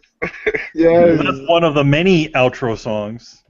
Yeah. There's a bunch of them that were all really good. Maybe because I'm old, but this seemed like, I don't know, most people won't remember. A lot of you guys won't remember this, but this seemed like a really dark version of Fantasy Island. Yeah, kind of. Yeah. Oh yeah. Yeah, remember, me and Manuel too. Yeah. Well, I don't know if a lot of people who watch Fantasy Island, and it's this is this. I never heard of that anime. The funny thing about Fantasy Island, some people have speculated that Fantasy Island might be a sort of purgatory. Right? Yeah, it seemed like that because these people arrived there, right? And then it's they don't know how they even got on got the vacation in the first place. They just go and end up on the island, and Mr. Rourke sets up your scenario, right? And you kind of live out these things. And if you were a bad person, the vacation usually was horrible. Yeah. And if you're a good person, it was usually pleasant. Mm-hmm. It was weird, That's fun. All right, any last thoughts on Death Parade? That's it. People bring your tissues. People must watch it. You know, it has lots of twists in the beginning. You learn as you go while watching it. Yeah. Basically. All right, so let's get into the anime we're looking forward to watching. LeRay, since I almost forgot you last time, I'm going to start off with you now. I'm going to steal this from Riku. I know he's going to say it. I'm going to steal it. Go ahead, man. I got a lot. You see my plan to watch. I got a shit ton of stuff. So go ahead. Man. Let's see. Gangsta. Riku, can you give them a little explanation of Gangsta? You know more about it than I do. Okay.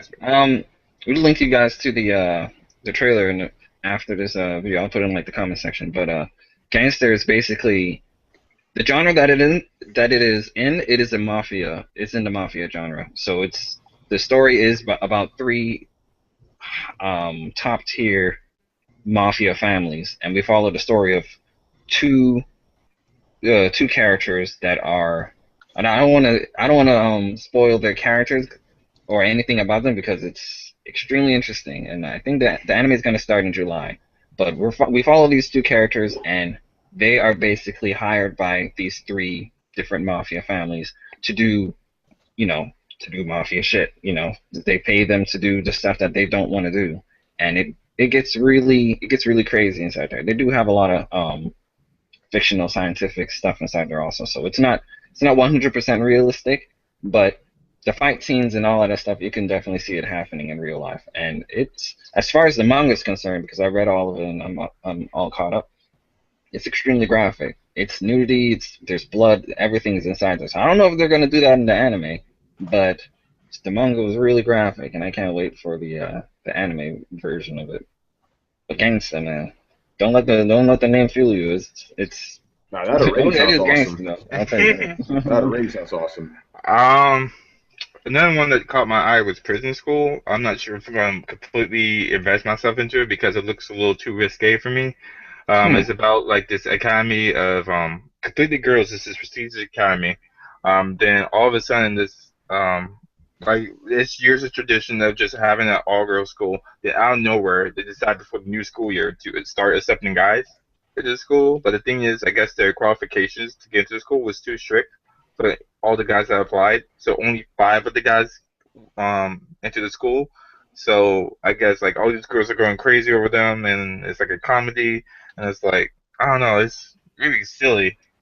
I think it's gonna be funny, but like it probably is too risque for me because there's like this person with like giant, humongous boobs, and like I can't think that. Even though it's a comedy, I just won't watch it because there's like some scenes where you can see like the girl like whipping the guy like, and she has like another guy. She's sitting on top of another guy's face, like where it looks like he's like pleasing her, which is I don't know. I don't think that's my type of anime. So I'm not sure.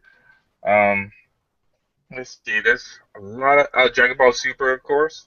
Oh yes, of course, yeah. I think it's July though. So okay. One Punch Man. I'm looking forward to that. Yeah, that's October. Even though the manga didn't hype me up enough, but whatever. I'm sure Riku has more anime and that I'm interested in, so I'm gonna let him go. All right, Riku, go ahead, man. Like I said, I'm hitting my backlog, and I don't think there's anything that's coming out in June because they follow their little schedule, their summer anime. I think all the summer anime starts in July. So by the time we watch this next time, I should be done with Monster, and the next thing that I'm gonna watch after that is actually called Blackjack. I don't know if you heard of it. Oh yes. Yeah, Blackjack. I know Blackjack. Some people heard of it, some people haven't, but it's a real classic. It's actually in the same genre. Go ahead. I've watched actually all of it. Oh really? Yeah. I've been hearing good stuff about it, and since I've been watching a lot of Monster, this is Monster. The main character is a doctor, and you follow a lot of doctor-related stuff. And I heard Blackjack is in that genre, that doctor genre also. So I'm definitely that is the man who created anime. Exactly, Osamu. Yeah. Osamu Tezuka. Yeah. Osamu. That one. Interesting story about that one is that is one of the ones that's kind of close to him because he actually was a doctor or something like that at some point. So all the operations and things and diseases and stuff in that are all things that real things that have happened to people and stuff like that. So it's actually really cool. I don't know which one I want to watch though. Both. Yeah, like do you want to watch? Do you want to watch the old school looking one? I want to watch the 61 episode classic one, and then they have this. I think it was 12 episodes. It was like in the 80s they did one. Yeah. Yeah, I heard both are good. They're both really good. I don't know, man. Sometimes I just watch both of them. Here's the thing. The one thing about Blackjack is that it's episodic. It's very. It's like nothing really connects. I was expecting that. But so they do continue the story. Yeah, like you'll have like a two-parter or something like that. But I don't mind that. You can get into one later episode of Blackjack, and it'll be fine. Like the thing is that the way they begin you off with them, it's just you just hear little bits about them, and then that's it. Have you seen both versions? Yeah, I've seen both versions. Have you seen Blackjack 21, the sequel? The sequel? I don't know. I can't remember. It's been a while. Yeah, I was intending on watching the sequel also. I went to watch Blackjack, the TV series, the 61 episode one, then the 12 episode OVA recreated one, and then I went to watch Blackjack 21. I think they had a movie also. So I want to get into the Blackjack universe, all of it. It's very addictive. I find it about as addictive as if you watch Detective Conan. Yeah, I've been hearing stuff about Detective Conan. Or as it's known in the States, Case Closed. I'm pissed about Case Closed, man. It's been like 5,000 episodes. This man still hasn't found out who fucking did it to him. I become an adult again. Come on now, man. That girl will you forever. How many times can you do the gag where he knocks out the older detective and speaks for him? Exactly, until someone finds out, if someone don't look behind the couch that you're sitting on, hear your fucking voice coming from behind it. Yeah. Also, hey, his lips aren't moving. Yo, this guy's asleep. Yo, is this your story? Yeah. The Blackjack. That's the only one that I'm gonna be focusing on for the next month. Because, like I said, that's 61 episodes plus 12 plus Blackjack 21, which I think is 21 episodes, and then the movie. So that should be enough to cover a whole month. So it's just Blackjack for me until July for Dragon Ball Super. Yep. All right. So that's it. I guess I'll go to me right now. I'm actually gonna pull up my must-watch list or whatever. By the way, I'm looking at I'm looking through my the anime list because I want to put Sword Art Online too because I'm currently watching it, but it won't let me do that. Like the only one that's on the database seems to be the first one, which is weird. I don't know why that is. They have the second one. Is it called something else? No, it should be called Sword Art Online too. That's what I called it. If you look at the page for Sword Art Online 1, under around the right side, it should have a sequel section, and then it should have a link to. You can put Sword Art Online space II, and I think that's what I did. That's exactly what I did. Anyway, so I'm just gonna pick random stuff off my list here because there's always a bunch of shit. I want to watch Carlos Steins Gate. I want to watch that. Psycho Pass. I want to get to one day. Ooh, speaking on Steins Gate real quick. Sorry to interrupt you. They're gonna release Steins Gate on the Vita. I'm so happy about that shit. Good. Let's go. The Vita's dead. It's a legacy console. You remember? No. But the Vita doesn't have games, Riku. But the Vita doesn't have games. I know. I linked you with Tony inside the group chat. But yeah, Steins Gate. I watched one episode of it, and I was like, I don't know how I feel about this. I watched it. Wait. Yeah. I only watched one episode. I didn't say yo, this is a bad anime. I know that people consider this one of the best anime of all time. So I want to experience this in its purest form by playing the game first. Then I'll watch the anime. So, yeah, the first episode. By the way, it's my favorite anime of all time. Spoiler. Wow. Bro, we can't tell by your picture. My man said spoiler. I really thought it was. Anyway, continue. But the first episode, pretty much, it confuses everybody. I guess that's the whole point of it. I was there. I was confused. But once you get to watch through the whole of it, and you'll get it. Oh my god! When did you watch Steins Gate? Did you watch it back when it first came out, or did you recently watch it? Nah, I watched it. I want to say 2013, which is what 2 years after it came out, 3 years after it came out. Okay. Yeah, you were just hooked, huh? You didn't play any games? Do you intend to? No. Carlos retired from gaming. Nah, man, I've been playing Heroes of the Storm, so I've been doing some gaming. But yeah, but Steins Gate, and it has a movie too, and the movie's pretty good. So I heard about Deja Vu. I actually haven't seen it, but it's really good. I have it in my plan to watch. And it has an OVA that's pretty decent. Yeah, the anime I want to watch immediately. You guys talk about it every single month, and I still haven't gotten to it. Hunter x Hunter? No, not that. I want to jump straight to the new Fate Stay Night, but I need to watch Fate Zero first. Okay.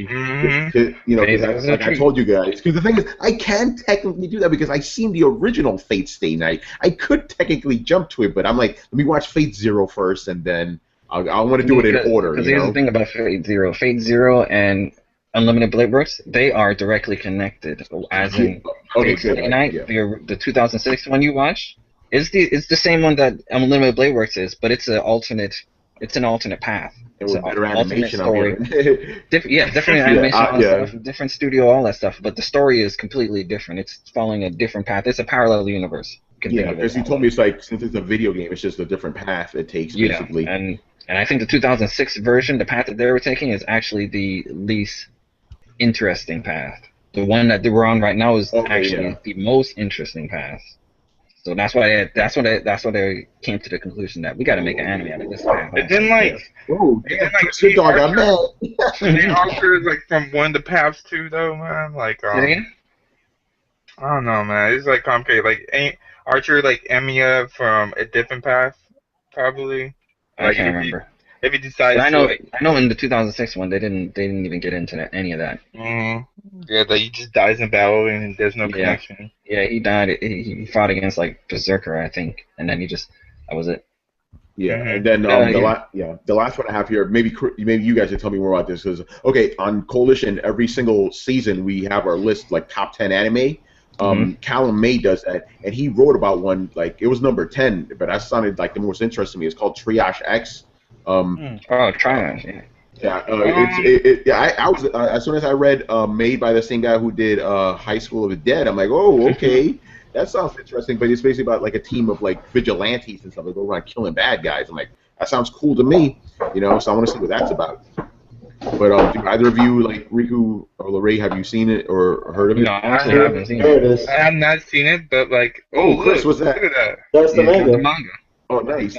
Oh, you. Look at that. Maybe we should ask Chris the manga god. So, Take your phone, man. He's trying to call you out. He's trying to call me out. LeRay at the manga. There's people at the manga. LeRay's giving you that title now, man. That's heavy. Okay, so Chris, who know about it then? Because it's the same style, big titties everywhere, you know. Because it's the same dude. Yeah, you know? It's like all these medical guys, but they take missions like Go 13, and they go out and murder people. Is the series complete in the manga?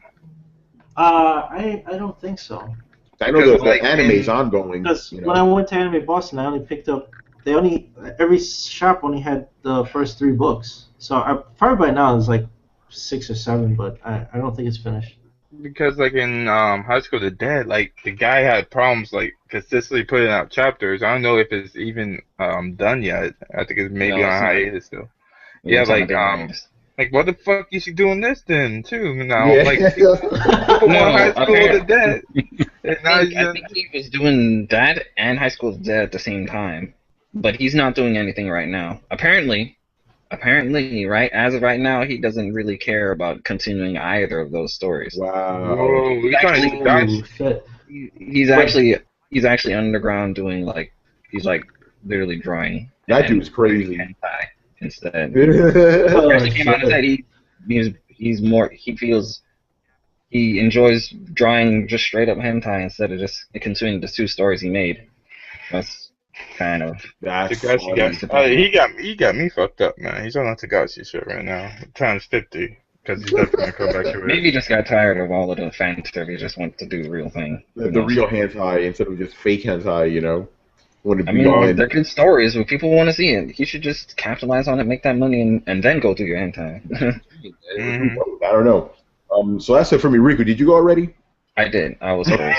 Now you double check it. Double check it, you know. No, because that was short for Riku, you know.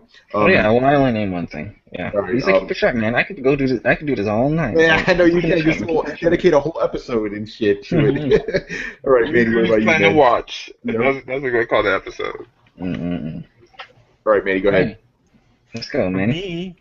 What am I going to be watching? Yeah. What do you want to watch in the future? I don't know. See whatever hits me. I say what things like the next month. Oh, by the way, I forgot Dragon Ball. I want to watch that too.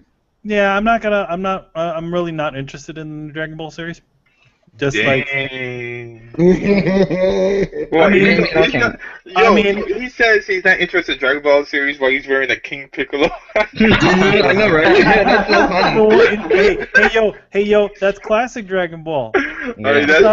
That's not this new shit. To be honest, I mean, as fun as the two new movies were, I mean, one thing that bugged the hell out of me when I was saying this before with the Berserk was all that fucking CG. The fuck is that? That ain't Dragon Ball. You actually didn't like the CG in Battle of Gods? It was horrible. I didn't find it was. It was like, okay, it's like, back in the day, you know who would have animated that? They would have animated that shit by hand. They wouldn't be fucking throwing some CG shit on there. I mean, but who was? I thought it was just the backgrounds in Battle. No way, man! It was a whole fucking fight scene in CG. I don't remember when he was blowing him across, like when he's beating the shit out of him across their world. I don't know. I guess he was totally CG. I thought the fights were still. If I'm gonna see if that is what it's gonna be, I'm not done. I'm not done. To be honest, you know what it's gonna be. You know what it's gonna be. It's gonna be the same shit that you got before. It's gonna be like 20 episodes of I'm more powerful than you are. I think the thing about Dragon Ball Z, well, obviously I'm not talking about Dragon Ball, but when Dragon Ball Z brought the whole charging up thing, that's just how they do their stuff. I mean, you could see it. I'm good with the old school. Yeah, Dragon Ball was more grounded. Yeah, Dragon Ball was more grounded. Different fan bases. That's all. Hey, Manny, you're not alone. Yeah, I'm good. If I want to see Dragon Ball Z, I can just watch any of the old episodes. Here's the other thing. I didn't. Eventually, I stopped watching Dragon Ball Z. I actually watched literally when Trunks and first came in, and he killed Frieza and that thing. I felt like at this point I'm like, all right, we're already on borrowed time. It's already going to be the same. It's going to be the same damn thing as it was before. So, I mean, I'm good. I watched all the movies. I watched all the movies, and I was cool with that. And I much would have rather have them release movies every so often rather than to resurrect the series again. But whatever. Yeah. Let's see. I mean, I do want to see JoJo. I really want to finish it. Yeah, I want to get to that too. But also the 3 episodes left. Oh, the one thing about it is that, again, the biggest thing that stops me from watching is because I watch a lot of my shows while I'm working, and to read subtitles and also separate also do something creative is a little bit, or visual is kind of hard. That's why you were able to knock out Death Parade. That's why I was able to. I mean, literally, Death Parade is a friggin' radio play. they literally. I mean, if you turned off all the visuals, they literally tell you exactly everything is going on. That's good dialogue. Yeah, it has great dialogue. So I mean, for stuff like that, like I remember I said I watched Berserk. Berserk was a little bit of a different story. I did every so often have to run it back because sometimes you miss something, especially if it's just action, and that's more of an action-oriented show than Death Parade was, or even Lodoss. Lodoss is a little more actiony, but not by much, because there is quite a bit of talking. So yeah, I mean, for me, and whatever kind of hits my fancy, sometimes I just feel like putting something on. So I mean, I might just decide, hey, you know, let's see what this thing that Riku said, or you know, one of you guys, what you guys all said. So, you know, it just depends on what I feel like. All right. Sorry to be so disappointing. Hey man, keep it real, man. Keep it real. Hey. All right. Yeah, like I said, man, everybody has their own, entitled to their own opinions. Yeah, man. Don't hold back on us, man. Don't That's hold back what I on do. us. Yo, man, that's what I do sometimes, man. I watch whatever I feel like it, man. Yeah, it's like sometimes you're just looking for something new, and then you just put something on. I'm like, oh, okay, I'll stick with this. All right. The thing is, I'm not as well versed in anime as I used to be, so I don't hear about some of the shows, so I just all of a sudden I just try shit out. But that's kind of what happened with Kill la Kill. I was like, all right, I know these guys make fun stuff. I'll watch it. It's not bad. All right, you know. The Kill la Kill is great, man. Yeah. All right, Chris, what about you, man? Looking forward to anything? Yeah, I'm gonna finish Kill la Kill because I'm about a third of the way in. Nice. Now that everybody talked about Steins Gate, I was about a third of the way in that too, because I get Funimation channel here, and they were playing you it. lucky motherfucker, man. So I was watching it on TV, like it would just come on TV. But they repeat a lot of episodes, so I couldn't get like the full thing, and then they pulled it off because they keep rotating what's on there, and I'm not watching like High School DD or whatever. Yeah, fuck that. They just see boobs. All right, there's nothing going on here. Well, I promised myself I'm going to watch Black Lagoon, so I'm going to do that. Yes, please. Good luck. I really want to hear your opinion on that. Chris, I know how Chris operates. He's going to love this show, man. I already know it. Trust me on that. Yeah, I fell off of I usually watch Sailor Moon with my girlfriend when it releases, but we're like 3 episodes behind, so I'll catch up on that. Wow. You must have not watched it for a long time. Yeah, no, I haven't. Like this last month, I haven't watched it. Like usually Saturday, whenever it launches, like we just watch it. But like the last few weekends, like I haven't watched it at all. Because when those Sailor Moon episodes come out, every other week, right? I told you this. I think I told you this last week. Or I mean, the last time we had the episode. Yeah. That's Toei. Toei's rotating between. 1 week is going to be Sailor Moon, next week is going to be Saint Seiya. Yeah. So when your Sailor Moon episodes are coming out, I'm sitting here like, where's my Saint Seiya? And then you're not watching them. I'll pick it back up. That's easy to catch up on. Yeah. And then I promised myself, because I started watching the Shadow Skills series, and I was kind of like bored, but I'm going to power through it and finish it.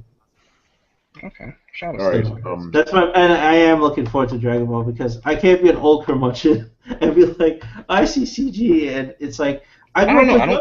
I was gonna say this when Manny was talking. I want to let him finish. I don't think that I really don't think they're gonna do CG for.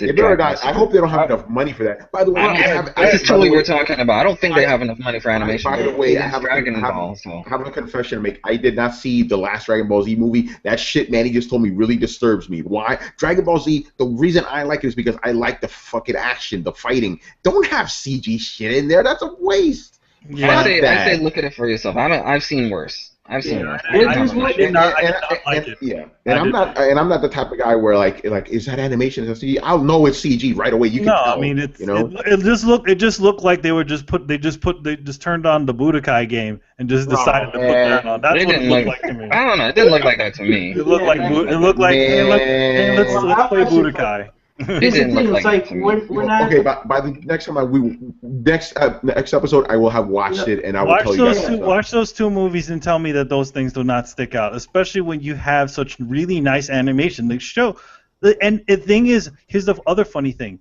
throughout the whole movie, there is no CG. Only at that fight at the end when he's fighting Cat Dude, then that's when it goes crazy.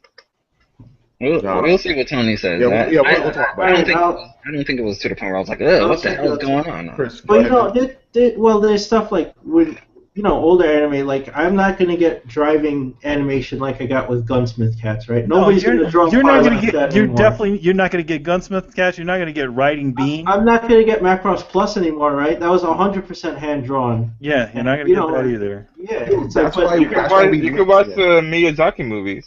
Yeah, but it's but He He wants action, boy. Yeah, he wants Yeah, action.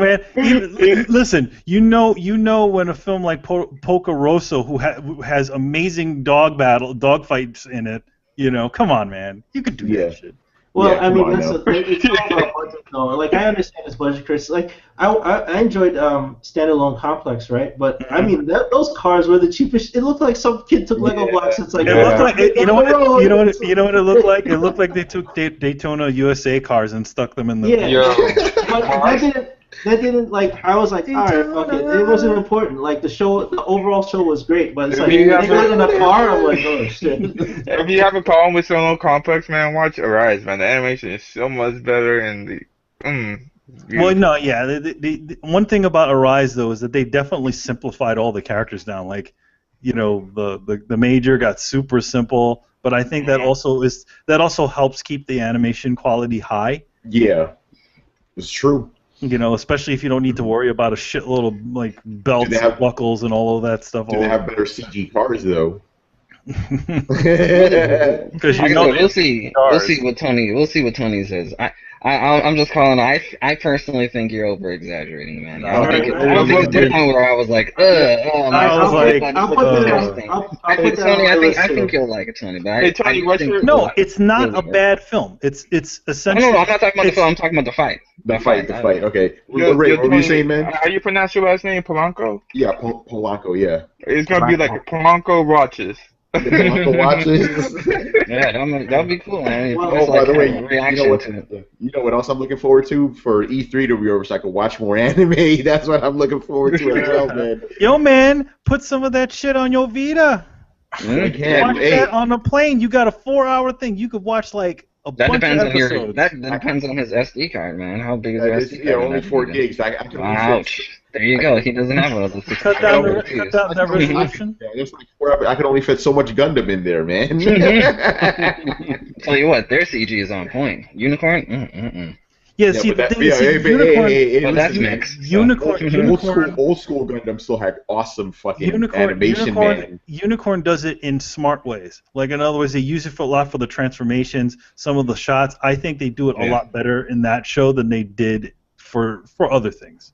So yeah, and it's mechs. It's easy to do CG with mechs. You can't exactly. And the try to fuck that up. And the thing is that because it's also a rigid thing, but you still see that they'll still animate all the fights by hand. Like you'll see, like they'll transform and then all of a sudden they're animated, but it's still they still match up really well. Yeah.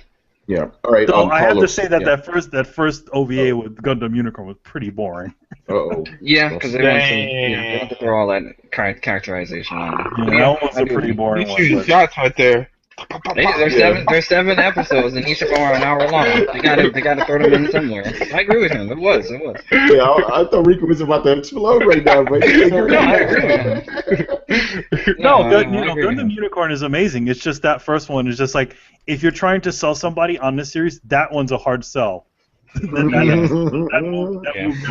gotta.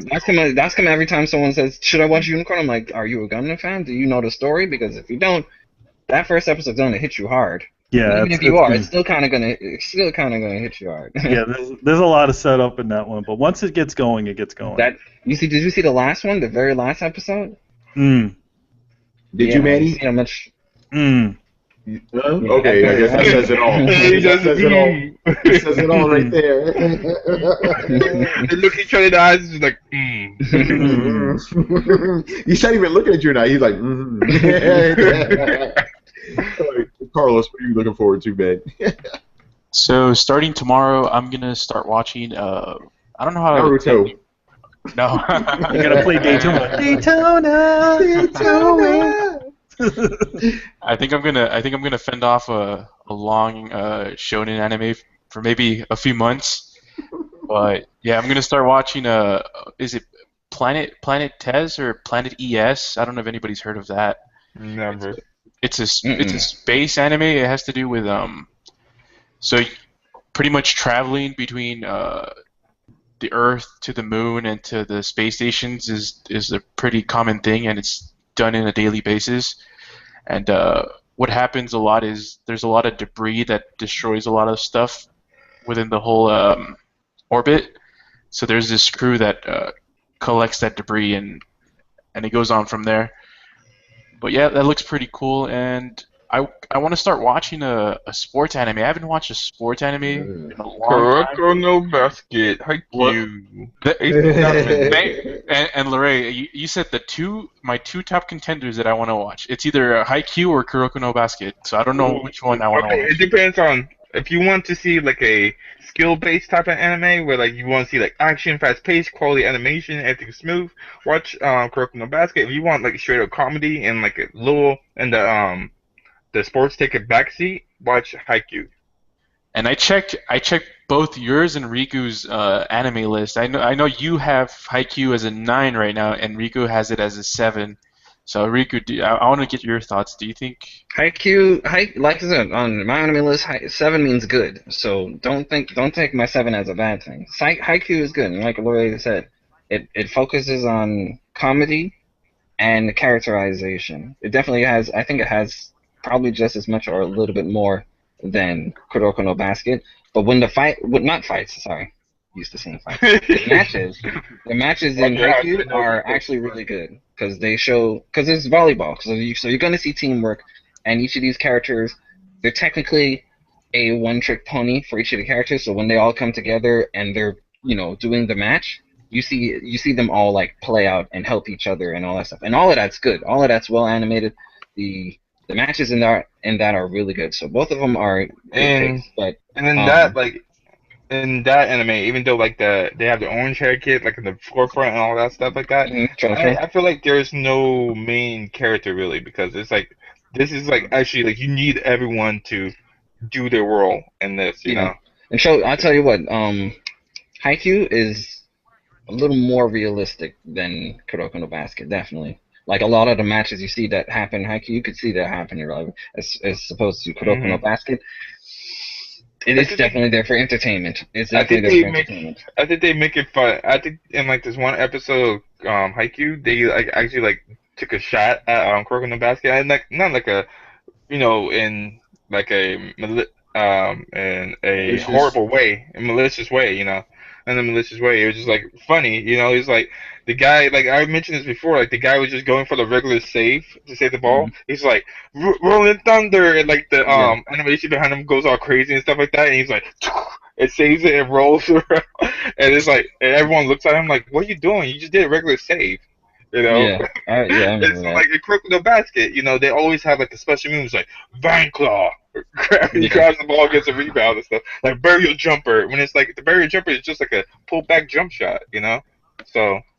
Yeah, and I think like I said earlier, Kuroko no Basket only has 6 episodes left. So if you did start on Kuroko no Basket, by the time you actually get caught up, it might be over. So there's that. As opposed to Haikyuu, their second season starts in September. Yeah. You gotta take that into consideration also. Yeah, so I'll probably decide next couple of days, see which one I go to. Let us know, man. Tweet at us. Yeah, I think both of them are good choices, man.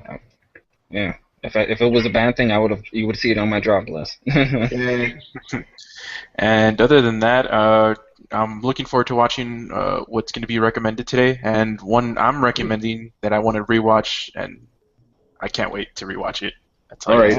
I guess, Carlos, just lead right into it. Let's talk about the anime that we're going to be watching next month. So, Carlos, start us off because we're going to do a twofer. It's going to be you and Manny. So you go first.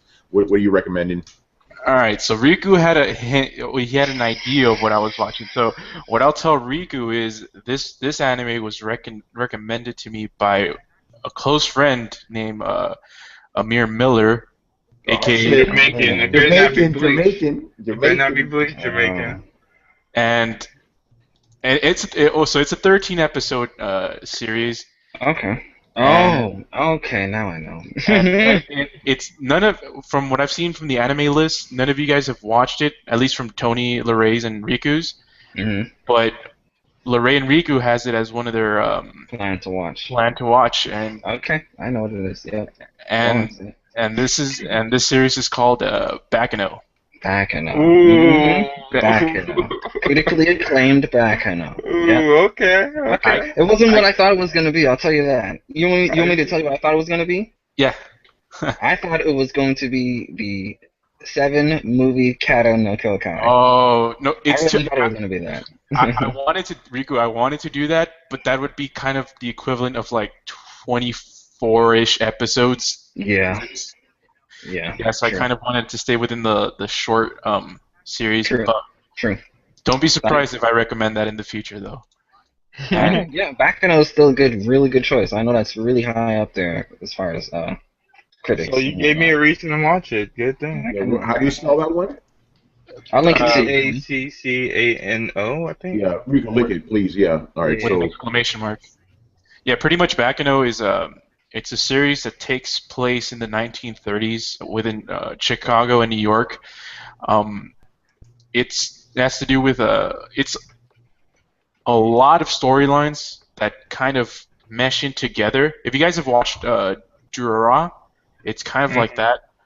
It's by the same person that makes that. Okay. Yeah, I was gonna say that.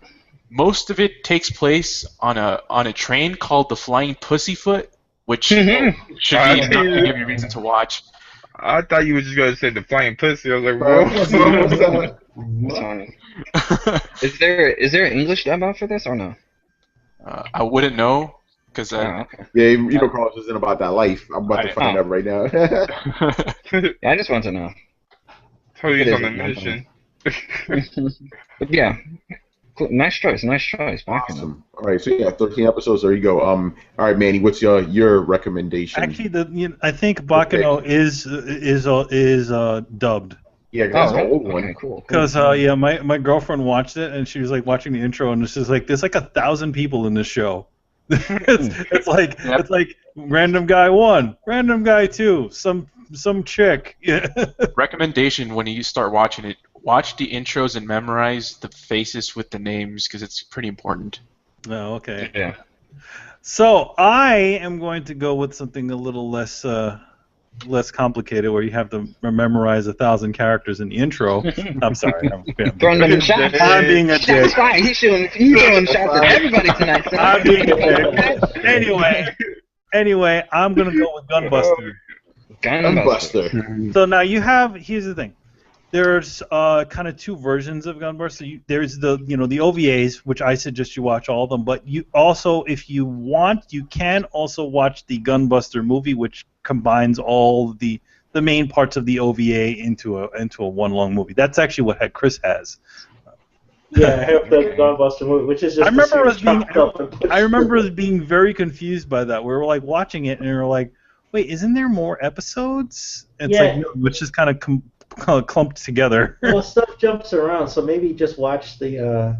Just watch the series. Give us the series. Okay, so that's what we're gonna watch. I linked it in there too. Man, no wonder why you want to make us watch Gunbuster, because you just taking shots at everyone. I know, right? Gunbusting everybody tonight, man. Gunbusting. No, one interesting thing about Gunbuster is it was made by Gainax, but it was #1. Okay. And also 2, it's also Gainax before they kind of switched their style around. So it's a lot of the same people who did Gurren Lagann and Evangelion and stuff. But this is before all that stuff. So okay. This is an anime I've always wanted to watch, but I never got around to. So that's a good. Yeah, pick. it's a good one. It's not. It's. I mean, it can get. It can get a little heavy, but it doesn't get too heavy.